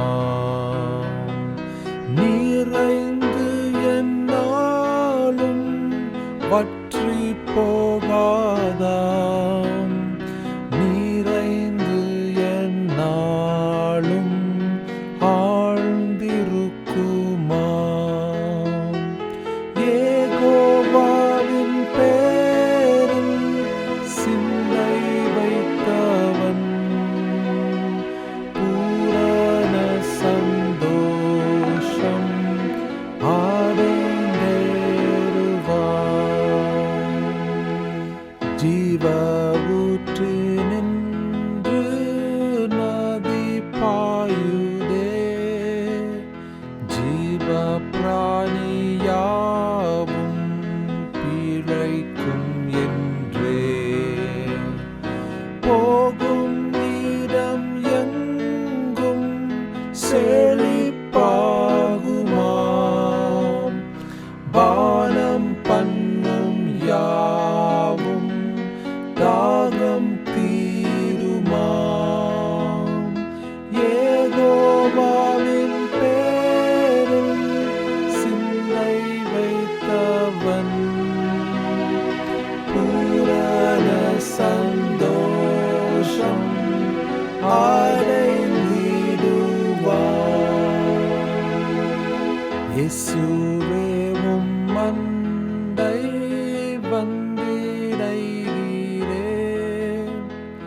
வாக்கு தத்தம் என்னில் நிறைவேற்றுமே என் உள்ளத்தினின்று நதியோடவே ஆவியாலே இன்று இவை தாருமே ஏகோவாவின் பேரில் சிந்தை வைத்தவன் பூரண சந்தோஷம் அடைந்தேறுவான். இயேசு உள்ளங்கையில் மறைக்கப்பட்டேன் அங்கே பகையாளி அலட்ட காணேன் கவலை சற்றேனும் பின்தொடராதாம் சஞ்சலத்தின் மேகம் நீழலிடாதாம் ஏகோவாவின் பேரில் சிந்தை வைத்தவன் பூரண சந்தோஷம் அடைந்தேறுவான்.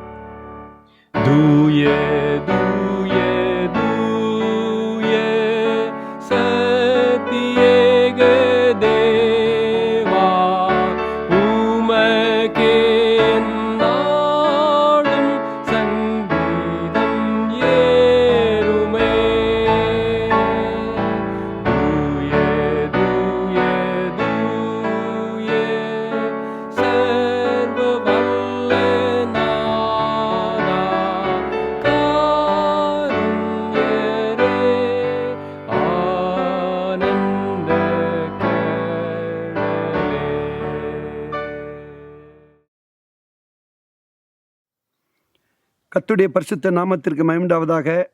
மனமகிழ்ச்சியின் இந்த ஓய்வு நாளிலே வருகை தந்திருக்கக்கூடிய கர்த்தருடைய பிள்ளைகள் உங்கள் யாவரையும் அன்போடு நான் வாழ்த்தி வரவேற்றுக் கொள்கிறேன். இன்று கர்த்தருடைய செய்தியை கடந்து செல்வதற்கு முன்பதாக நம் யாவரும் தலைகளை தாழ்த்தி ஜெபம் செய்வோம். நேற்றும் இன்றும் என்றும் மாறாத எங்கள் நேச கர்த்தாவே, இந்த மனமகிழ்ச்சியின் ஓய்வு நாளிலே இந்த இயற்கையின் ஆசீர்வாதத்தின் மத்தியிலே உடைய அன்பையும் உடைய ஆசீர்வாதத்தையும் பெற்றுக்கொள்ளத்தக்கதாக கூடி வந்திருக்கக்கூடிய தேவனுடைய பிள்ளைகள் ஒவ்வொருவரையும் பேர் பேராக பிரித்து ஆசீர்வதிக்க வேண்டுமா ஜெபிக்கிறோம் கர்த்தாவே. இந்த செய்தியினுடைய துவக்கத்தையும் முடிவையும் கர்த்தர் பொறுப்பெடுத்துக் கொள்ளுங்க. பரிசுத்த ஆவியானுடைய கரத்தில் எங்களை ஒப்புக் கொடுக்கிறோம். உடைய நாமத்தை மகிமைப்படுத்தும். இயேசு கிறிஸ்து மூலம் ஜெபிக்கிறோம் நல்ல பிதாவே, ஆமென்.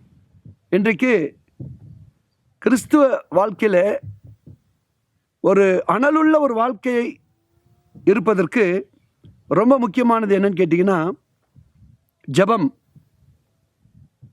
நம்முடைய ஜெபத்திலே அனல் இருக்குமானால் அந்த அனல் ஆண்டவரிடத்திலே நம்மை நெருக்கி சேர்வதற்கு அது உகந்ததாய் காணப்படுகிறது. அப்படி என்றால் ஜெபம் என்பது ஒரு சாதாரணமாக ஜெபமாக இல்லாதபடிக்கு அது ஒரு உபவாச ஜெபமாக இருக்குமானால் இந்த உபவாச ஜெபத்தின் மூலமாக நமக்கு என்னென்ன ஆசீர்வாதங்கள் இருக்கிறது என்பதை நாம் தெரிந்து கொள்ள வேண்டும்.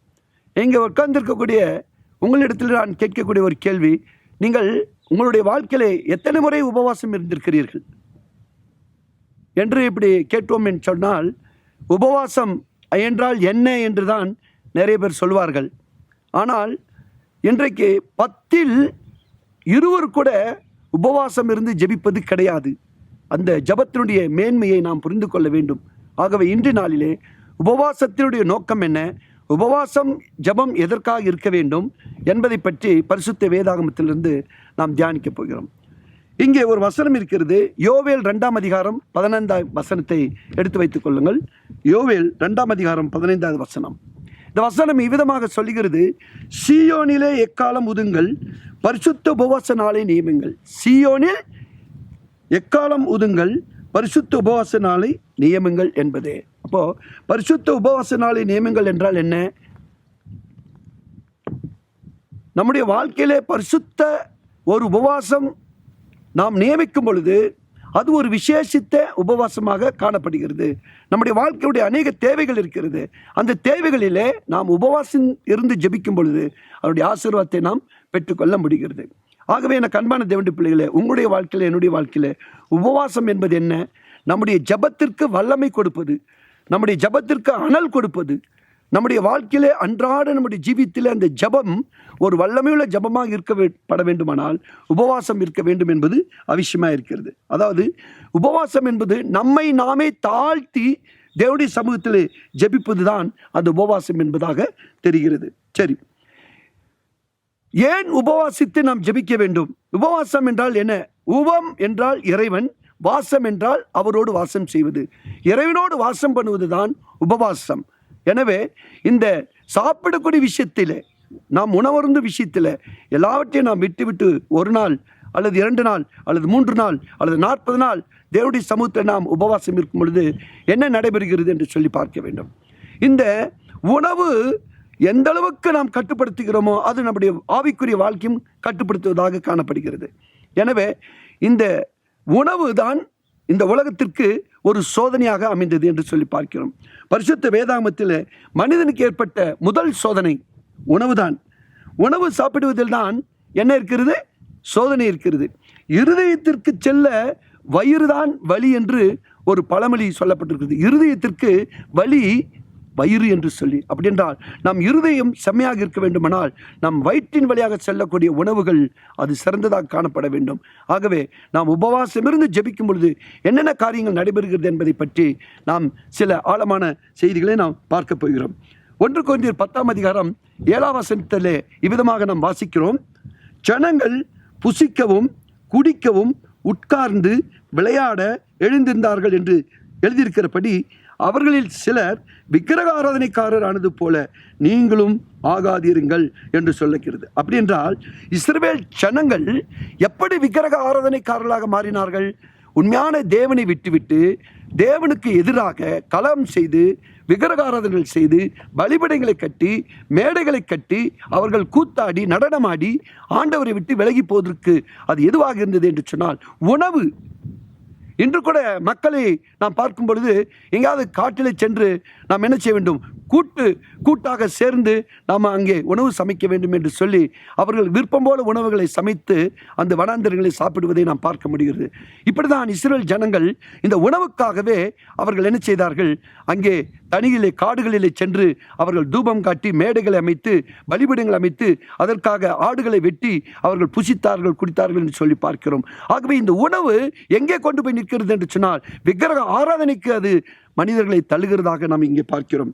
என கண்பான தேவனுடைய பிள்ளைகளே, அப்போஸ்தலனாகிய பவுல் பிலிப்பியருக்கு எழுதிய நிருபத்திலே 3ஆம் அதிகாரம் 19ஆம் வசனத்திலே விதமாக நமக்கு சொல்லுகிறார், அவர்களுடைய தேவன் வயிறு, அவருடைய தேவன் வயிறு. இன்னைக்கு நிறைய பேர் என்ன செய்யறாங்க, சாப்பிட்ற விஷயம் தான் ரொம்ப முக்கியமான விஷயம், வயிறு தான் அவங்களுடைய கடவுள். ஆகவே ஒரு நாள் அல்லது 2 நாள் அல்லது 3 நாள் நம்முடைய உணவை நாம் கட்டுப்படுத்தி நாம் ஜெபிக்கும் பொழுது அது மிகப்பெரிய ஆசீர்வாதத்தை கொடுப்பதாக இருக்கிறது.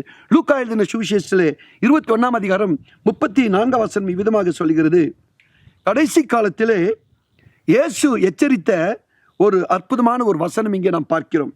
உங்கள் இருதயம் பெரும் திண்டினாலும் வெறியினாலும் லௌகிக கவலைகளினாலும் பாரமடையாதபடிக்கு எச்சரிக்கையாயிருங்கள். அப்போ நம்முடைய இருதயம் எப்படி இருக்க வேண்டும் என்று ஆண்டவர் சொல்கிறார். அதாவது பெருந்திண்டி வெறி லௌகிக கவலைகளினால் பாரமடையாதபடிக்கு என்று சொல்கிறார். சாப்பிடக்கூடிய பழக்கம் என்பது பசிக்காக சாப்பிடுவது வேறு, சாப்பிடுறதே வாழ்க்கையாக இருப்பது வேறு. ஆனால் தேவன் இங்கு சொல்கிறார், உங்கள் இருதயம் பெரும் திண்டினாலே என்ன செய்யக்கூடாது, லௌகீக உலக பிரகாரமான காரியத்திலே மூழ்கிவிடக்கூடாது என்று சொல்கிறார். நாம் எப்பொழுதும் ஜெபிக்கக்கூடிய பிள்ளைகளாக இருக்க வேண்டும் என்று சொன்னால் உணவு மருந்தாக எடுத்துக்கொள்ளப்பட வேண்டும். எனவே இந்த உபவாச ஜபத்தை நம்முடைய வழக்கமாக நாம் எடுத்துக்கொள்ளும் பொழுது அது நம்முடைய ஜப வாழ்க்கைக்கு அது மிகவும் வல்லமை சேர்க்கிறதாய் காணப்படுகிறது. ஒரு கிரமமான ஒரு ஒழுங்கான ஒரு உபவாசத்தை ஜபத்தை நம்முடைய வாழ்க்கையிலே நாம் ஏறெடுக்கும் பொழுது வாழ்க்கை ஒரு புரட்சிகரமான ஒரு வாழ்க்கை, வெற்றியுள்ள ஒரு வாழ்க்கை. அநேக கிறிஸ்துவ குடும்பங்களிலே இன்றைக்கு தோல்விகளுக்கு காரணம், அநேக ஊழியர்களுடைய வாழ்க்கையிலே தோல்விகளுக்கு காரணம் அவர்களுடைய வாழ்க்கையில் உபவாச ஜபம் இல்லை. உபவாசம் ஜபத்தினாலே இந்த உலகத்தை நாம் தலைகளாக புரட்டி போட முடியும் என்று வேதம் சொல்லுகிறது. யாத்திராகமம் 24ஆம் அதிகாரம் 12ஆம் வசனம் விதமாக சொல்லுகிறது. அதாவது மோசே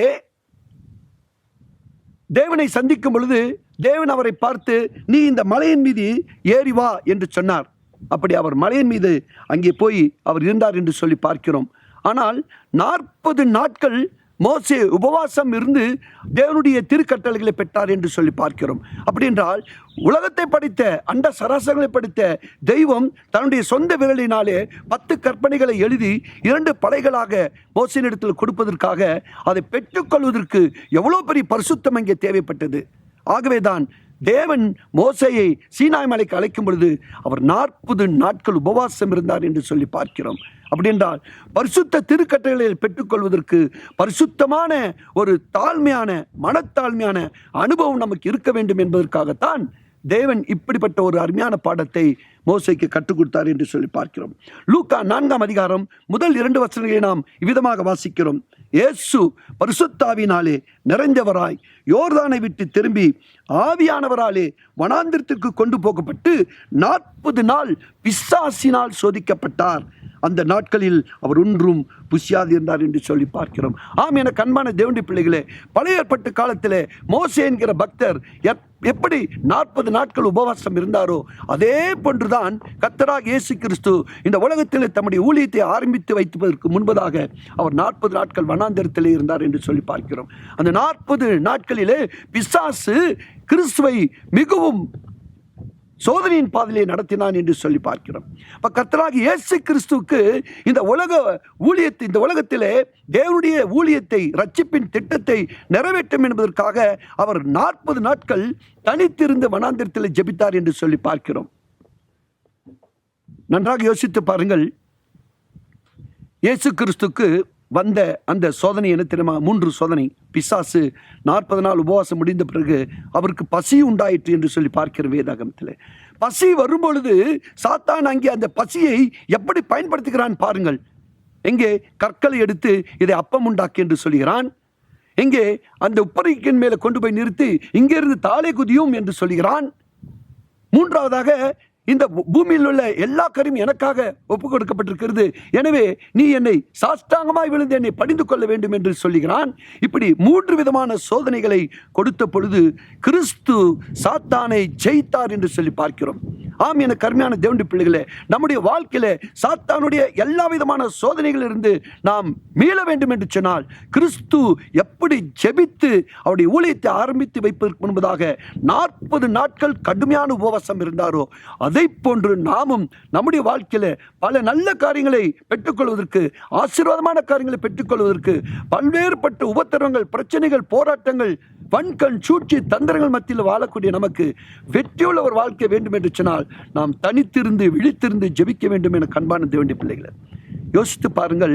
இயேசு கிறிஸ்துக்கு வந்த சோதனை எங்கே வந்தது, எப்படிப்பட்ட சூழ்நிலை வந்தது, ஆதாம் ஏவாளுக்கு எப்படிப்பட்ட சூழ்நிலையில் வந்தது என்று கொண்டு சற்று சிந்தித்து பார்ப்போம் என்று சொன்னால், ஆதாம் ஏவாளுக்கு ஆயிரக்கணக்கான பழம் கனிகள் தரக்கூடிய மரங்கள் அங்கே இருந்தது. ஆனால் தேவன் ஒரே ஒரு மரத்தின் கனியை மாத்திரம்தான் விலக்கி வைத்தார். நன்றாக புரிந்து பாருங்கள். நன்மை தீமை அறியத்தக்கதான ஒரு விருட்சத்தை மாத்திரம் நீங்கள் தொடாதீர்கள் என்று சொன்னார். ஆனால் இயேசு கிறிஸ்துக்கோ அங்கே ஒரு கனி மரமும் கிடையாது. ஆதாம் ஏவாளுக்கு வைத்த சோதனையிலே அந்த ஒரு பழத்தை சாப்பிடக்கூடாது என்று சொன்ன அந்த ஒரு காரியத்தை அவர்களாலே கீழ்ப்படிய முடியவில்லை. அவர்கள் தோற்று போனார்கள். ஆனால் கிறிஸ்துவுக்கோ அங்கே பயங்கரமான வனாந்தரம், அங்கே குடிப்பதற்கு தண்ணீர் கூட கிடையாது. அந்த எதுவுமே இல்லாத இடத்துல கிறிஸ்து 40 நாட்கள் உபவாசம் இருந்து ஜெயித்தார் என்று சொல்லி பார்க்கிறோம். ஆகவே உங்களுடைய வாழ்க்கையிலே நீண்ட நாட்களாக ஏதோ ஒரு காரியத்திற்காக ஜெபித்துக் கொண்டிருப்பீர்கள். திருமணமாகி 10 ஆண்டுகளாகி குழந்தை இல்லை என்கிற ஒரு பாரம் உங்களுக்கு இருந்திருக்கும். அல்லது படித்து பட்டம் பெற்று 10 ஆண்டுகளாக வேலை இல்லை, உத்தியோகம் இல்லை, பணம் இல்லை என்று சொல்லி வேதனைப்பட்டுக் கொண்டிருக்கலாம். அல்லது வீடு கடன் வாங்கி கடன் கட்ட முடியாமல் இருக்கலாம். பல லோன்கள் இருக்கலாம், பல பிரச்சனைகள் இருக்கலாம். அல்லது குடிகார கணவன் திருத்த முடியவில்லை என்று சொல்லியிருக்கலாம். அல்லது மனைவி, பிள்ளைகள், பல்வேறுபட்ட பிரச்சனைகள். இவைகளெல்லாம் நீங்கள் ஜெபிக்கப்பட வேண்டும் என்றால், அதிலிருந்து வெற்றி பெற வேண்டும் என்று சொன்னால் உபவாசம் இருந்து ஜெபித்து பாருங்கள். எனக்கு அன்பான தேவனுடைய பிள்ளைகளே, யோவான் ஸ்நானகன் கூட பரிசுத்த வேதாகமத்திலே லூக்கா 2ஆம் அதிகாரம் 33ஆம் வசனம் இவ்விதமாக சொல்லுகிறது. யோவான் ஸ்நானன் அப்பம் புசியாதவனும் திராட்சை குடியாதவனுமாய் இருந்தான் என்று சொல்லி பார்க்கிறோம். இப்படிப்பட்ட ஒரு உபவாசம், அப்பம் புசியாமலும் திராட்சை ரசம் குடியாதவனுமாய் இருந்தான். யோவான் ஸ்நானகன் இப்படி ஒரு ட்ரை ஃபாஸ்டிங் என்று சொல்லுவோம். இன்றைக்கு நாம நம்முடைய ஃபாஸ்டிங்லாம் எப்படி இருக்குன்னு பார்த்தீங்களா? இன்றைக்கு நம்முடைய உபவாசங்கள் எப்படி இருக்கு தெரியுமா? காலையில் உபவாசம் ஆரம்பிக்கிறோன்னு சொல்லும்போதே எல்லா தின்பண்டங்களும் எடுத்து பேக் பண்ணி ரெடியாக வச்சுக்கிறோம், ஜபம் முடிச்சோன்னே சாப்பிடலாம் அப்படின்ட்டு. ஆனால் வனாந்திரத்தில் அப்படிப்பட்ட வாய்ப்புகள் கிறிஸ்துவுக்கு இல்லவே இல்லை. எனக்கு அன்பான தேவனுடைய பிள்ளைகளே, யோவேல் தீர்க்கதரிசி மிக அற்புதமான இந்த இடத்துல சொல்கிறார். யோவேல் 1ஆம் அதிகாரம் 14ஆம் வசனத்தில் விதமாக சொல்கிறார், பரிசுத்த உபவாச நாளை நியமியுங்கள், விசேஷித்த ஆசரிப்பை கூறுங்கள் என்று சொல்லி. அதே யோவேல் 2ஆம் அதிகாரம் 15ஆம் வசனம் சொல்கிறது, சீயோனில் எக்காலம் ஊதுங்கள், பரிசுத்த உபவாச நாளை நியமியுங்கள். கிறிஸ்து நம்மை பார்த்து அழைக்கிறார், வாருங்கள் நாம் உபவாசம் இருந்து ஜெயிப்போம் என்று சொல்லி. இந்த உலகத்தில் இருக்கக்கூடிய பல்வேறுபட்ட பிரச்சனைகளுக்கு, போராட்டங்களுக்கு விடுதலை, வெற்றி வேண்டும் என்று சொன்னால் உபவாசம் இருந்து ஜெபிக்க வேண்டும். ஆனால் சிலர் தவறான கருத்துக்களை சொல்லுகிறார்கள். அந்த உபவாசம் என்றால் என்ன தெரியுமா? ஒரு குழந்தை அப்பா கிட்ட கேட்குது, அம்மா கிட்ட கேட்குது, கொடுக்கலன்னு என்ன செய்யணும், அடம் பிடிக்குது. அடம் பிடிச்ச உடனே அப்பா அம்மா என்ன செய்கிறாங்க, கொடுக்குறாங்க. அதே போல நாம் உபவாசம் இருந்து ஜெபிப்பது நாம் ஆண்டவரிடத்தில் அடம்பிடித்து ஜெபிப்பதுக்கு ஒப்பாகும் என்று சொல்லுகிறார். அது தவறான கருத்து. அப்படி அடம்பிடித்து கேட்டால் தான் தேவன் கொடுப்பார் என்பதல்ல. தேவன் எதை கொடுக்க வேண்டும் என்று அவர் சித்தமித்திருக்கிறாரோ அதை கண்டிப்பாக அதை மட்டும்தான் தருவார். நாம் விரும்புகிறது எல்லாவற்றையும் அவர் என்ன செய்வதில்லை, கொடுப்பதில்லை. அநேக நேரங்களில் எனக்கு அன்பான தேவனுடைய பிள்ளைகளே, உபவாசம் இருந்து எத்தனையோ காரியங்களில் வெற்றி கண்ட பிள்ளைகள் பரிசுத்த வேதாகமத்தில் இருக்கிறார்கள். ஆகவே நீங்கள் இங்கே கூட நீங்கள் பார்த்திருக்கலாம். 2 சாமுவேல் 12ஆம் அதிகாரத்திலே 22-23ஆம் வசனத்தில் பார்க்கும்போது, தாவீது அரசன் தன்னுடைய பிள்ளைக்காக அழுது ஜெபிக்கிறவராய் பார்க்கிறோம். உபவாசம் இருந்து அவர் ஜெபித்தார். ஆனால் அந்த உபவாச ஜெபத்தை தேவன் கேட்டாரா? அந்த குழந்தை என்ன ஆயிற்று? செத்து போயிற்று. ஆகவே ஆண்டவரே, நான் உபவாசம் இருந்து ஜெபிக்கிறேன், எனவே என்னுடைய குழந்தைக்கு உயிர் தாருங்கள் என்று சொல்லி தாவீது ஜெபித்த பொழுது அந்த ஜெபத்தை தேவன் கேட்கவில்லை. எனக்கு அன்பான தேவனுடைய பிள்ளைகளே, ஆனால் நினிவே பட்டணத்திலே அந்த பட்டணத்தை தேவன் அழிக்கிறேன் என்று சொல்லும் பொழுது அந்த நினிவே பட்டணத்தில் இருக்கக்கூடிய ஆடு மாடு மிருகங்கள் எல்லோரும் சேர்ந்து என்ன செய்தார்கள்? உபவாசம் இருந்து ஜெபித்தார்கள். என்ன ஆயிற்று? நினிவே பட்டணத்துக்கு மக்கள் மனம் திரும்பினார்கள். பட்டணம் பெரிய ஆபத்திலிருந்து காப்பாற்றப்பட்டது. என்ன நடந்தது சொல்லுங்க பார்க்கலாம். தாவீது தன் குழந்தைக்காக ஜெபித்தது, உபவாசம் இருந்து ஜெபித்தது தேவன் அங்கீகரிக்கவில்லை. அந்த குழந்தை இறந்து விட்டது. ஆனால் நினிவே பட்டணத்து ஜனங்கள், யோனா அங்கே உபவாசம் இருந்து ஜெபித்தார், அந்த பட்டணத்துக்கு விடுதலை கிடைத்தது என்று சொல்லி பார்க்கும் பொழுது இங்கே என்ன நடக்கிறது என்று சொன்னால், யோனா மனம் திரும்பினார், பட்டணத்து மக்கள் மனம் திரும்பினார்கள், தேவன் தன்னுடைய மனதை மாற்றிக்கொண்டார். இதுதான் உண்மை. தேவன் தன்னுடைய திட்டத்தை மாற்றவில்லை. மக்கள் மனம் திரும்பினார்கள், தேவன் தன்னுடைய அழிக்க வேண்டிய அந்த அழிவிலிருந்து இந்த ஜனங்களை காப்பாற்றினார். ஆகவே மனம் மாறுவது நம்முடைய கையில் இருக்கிறது தவிர தேவன் நமக்காக மனம் மாற மாட்டார் என்பதை நாம் புரிந்து கொள்ள வேண்டும். ஆண்டவர் உங்களுக்கு கொடுக்க வேண்டும் என்று ஒரு சித்தத்தை வைத்திருந்தால் அது யாராலும் தடுக்க முடியாது. ஆனால் தேவன் உங்களுக்கு கொடுக்க கூடாது என்று தன்னுடைய கைகளை இறுக வைத்துக் கொண்டால் அவருடைய கரங்களில் இருந்து யாரும் அவரை பிடுங்க முடியாது. தேவனுக்கு பிரியமாக நீங்கள் நடக்கும் பொழுது, உபவாசித்து இருந்து ஜெபிக்கும் பொழுது நிச்சயமாக தேவன் என்ன செய்வார்? உடைய ஜெபத்திற்கு பதிலை கொடுக்கிறவராக இருக்கிறார். சரி, உபவாசம் என்பது என்ன? அரசாங்கத்தில் அநேக காரியங்களை செய்வதற்காக, எதிர்பார்ப்பதற்காக பொதுமக்கள் எல்லோரும் சேர்ந்த அரசியல் தலைவர்கள் என்ன செய்வார்கள்? நாங்கள் உண்ணாவிரதம் இருக்கிறோம் என்று சொல்வார்கள். அந்த உண்ணாவிரதம் எப்படிப்பட்டதாக இருக்கிறது? அரசுக்கு எதிரான ஒரு விரதம். அதே போன்று நீங்கள் உபவாசம் இருந்து ஜெபிக்கும் பொழுது பரலோகத்தை எதிர்க்கக்கூடிய ஒரு காரியம் அல்ல. பரலோகத்தினுடைய கவனத்தை திசை திருப்பதற்காக நீங்கள் எடுக்கக்கூடிய அந்த ஜபம் தான் உபவாச ஜபம். என் அன்பான தேவனுடைய பிள்ளைகளே, அதாவது உபவாசம் உபனுடன் என்றால் என்ன? உபன் என்றால் இறைவன், வாசம் என்பது என்ன? சேர்ந்து வாழ்வது. அப்போ உபவாசம் இருந்து இறைவனோடு நீங்கள் வாழ்வது என்பதுதான் உபவாசம். ஒரு நாளிலே நீங்கள் என்ன செய்ய வேண்டும்? உங்களுடைய வேலைகள் எல்லாம் ஒதுக்கி வைத்து விட்டு நீங்கள் ஆண்டவருடைய சமூகத்திலே நீங்கள் உபவாசம் இருந்து ஜெபிக்கும் பொழுது மற்ற எல்லா வேலைகளும் நீங்கள் ஒதுக்கி வைத்து பிரத்யோகமாக அதற்காக நீங்கள் ஜெபிக்கிறவர்களாக இருக்க வேண்டும். ஆகவே எனக்கு அன்பான தேவனுடைய பிள்ளைகளே, இப்படிப்பட்ட உபவாசத்தினாலே நமக்கு என்ன நன்மைகள் நடைபெறுகிறது என்று சொல்லி பரிசுத்த வேதாகமத்தில் சொல்லப்பட்டிருக்கிறது. எஸ்ரா 8:21 அப்பொழுது நாங்கள் எங்கள் தேவனுக்கு முன்பாக எங்களை தாழ்த்துகிறதற்கும் நான் அங்கே அந்த அகாவா நதியண்டிலே உபவாசத்தை கூறினேன் என்று சொல்லுகிறார். இந்த உபவாசத்தின் நேரத்தில் நமக்கு என்ன நன்மைகள் கிடைக்கிறது? நம்மை தாழ்த்தக்கூடிய ஒரு சூழ்நிலை அங்கே தேவன் நமக்கு கொடுக்கிறார் என்று சொல்லி பார்க்கிறோம். முதலாவது, உபவாசத்தின் மூலமாக பல நன்மைகள் நமக்கு கிடைக்கிறது. அதில் 3 நன்மைகள். ஒன்று, நாம் தேவனுக்கு முன்பாக நம்மை தாழ்த்துவதற்கு அது ஒரு அற்புதமான ஒரு வழியாக காணப்படுகிறது. இரண்டாவதாக, நாம் உபவாசத்தை ஜெபிக்கும் பொழுது அந்த உபவாசத்தின் ஜெபத்தின் மூலமாக பரிசுத்த ஆவியானவருடைய சித்தத்தை, தேவனுடைய சித்தத்தை புரிந்து கொள்வதற்கு அது உதவியாக இருக்கிறது என்று சொல்லி பார்க்கிறோம். மூன்றாவதாக, நாம் உபவாசிக்கும் பொழுது நமக்கு இருக்கக்கூடிய ஆவிக்குரிய போராட்டங்களில் நமக்கு வெற்றி தரக்கூடியதாய் காணப்படுகிறது. எஸ்தர் ராஜாத்தினுடைய அந்த புத்தகத்தை நீங்கள் வாசித்து பார்க்கும்போது யூதகுலத்தை காப்பாற்றுவதற்காக ராஜ சமூகத்திலே இந்த எஸ்தர் என்ன செய்கிறாள்? எல்லா தடைகளையும் நீக்கி உபவாசத்தின் மூலமாக ஜெபித்தார்கள் என்று சொல்லி பார்க்கிறோம். அந்த ஜெபம் என்ன செய்தது? முதலாவது, நீங்கள் பார்க்கும் பொழுது யூதர்களை ஒரே நாளிலே கொன்று குவிக்கத்தக்கதாக அந்த ஆமான் அரசரிடத்திலே என்ன செய்தான்? சட்டத்தை போட்டான் என்று சொல்லி பார்க்கிறோம்.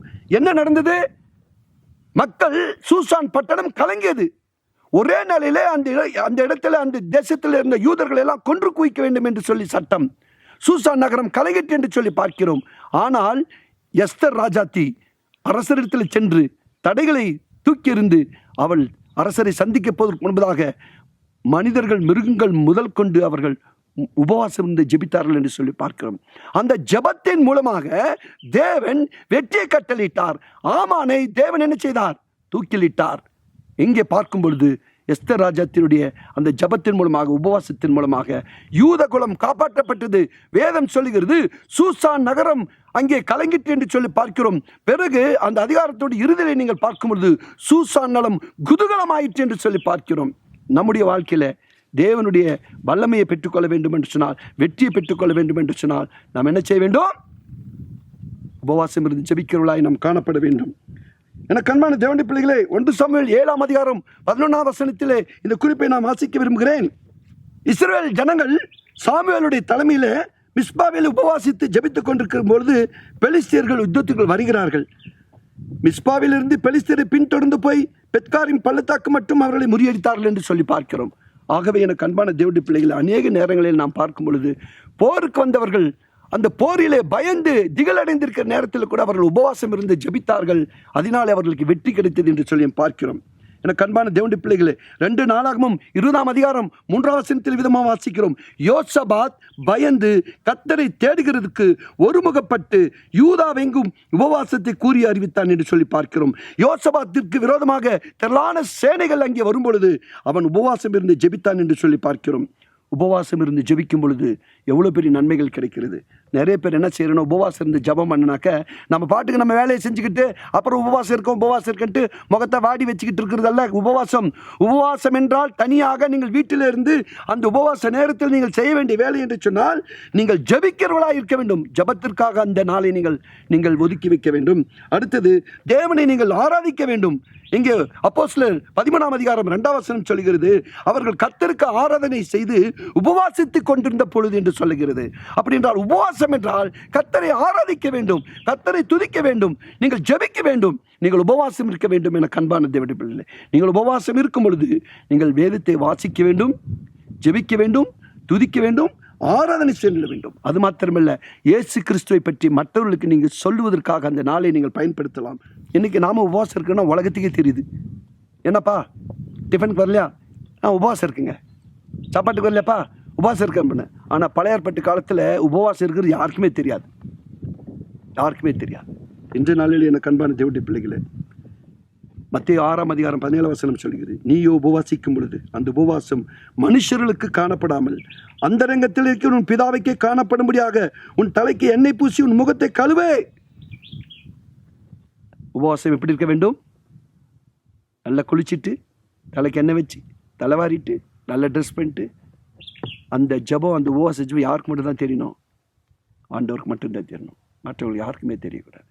இன்றைக்கி உபவாசத்தினால எத்தனை மக்கள் இந்த உலகத்தில் மிகப்பெரிய வெற்றியை கண்டிருக்கிறார்கள். என அன்பான தேவனுடைய பிள்ளைகளை, உபவாசம் என்பது என்ன?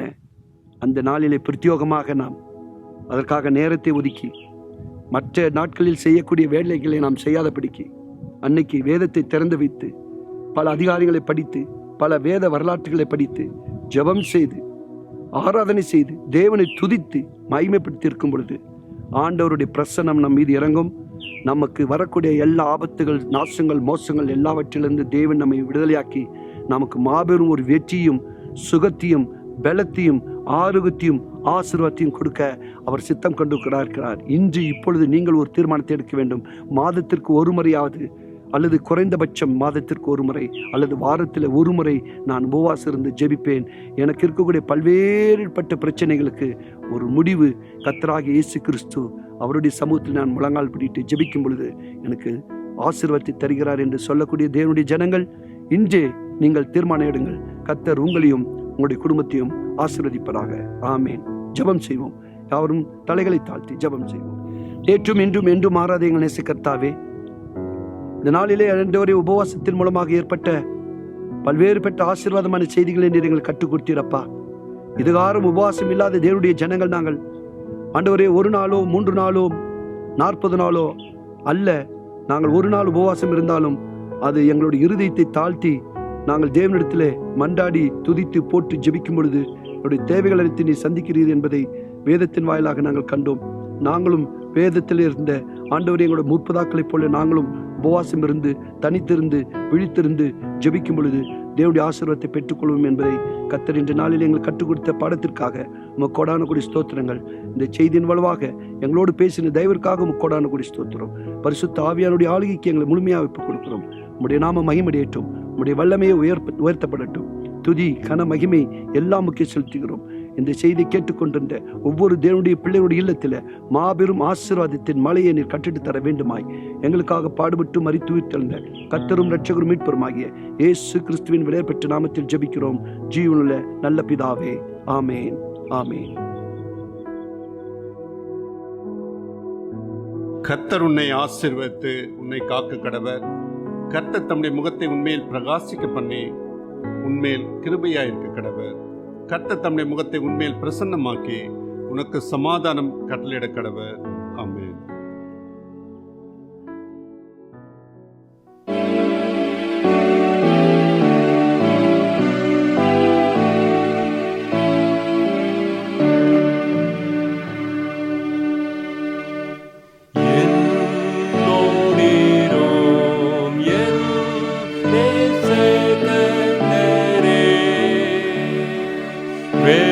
வெளிச்சம் மங்கி இருட்டாயிற்றே,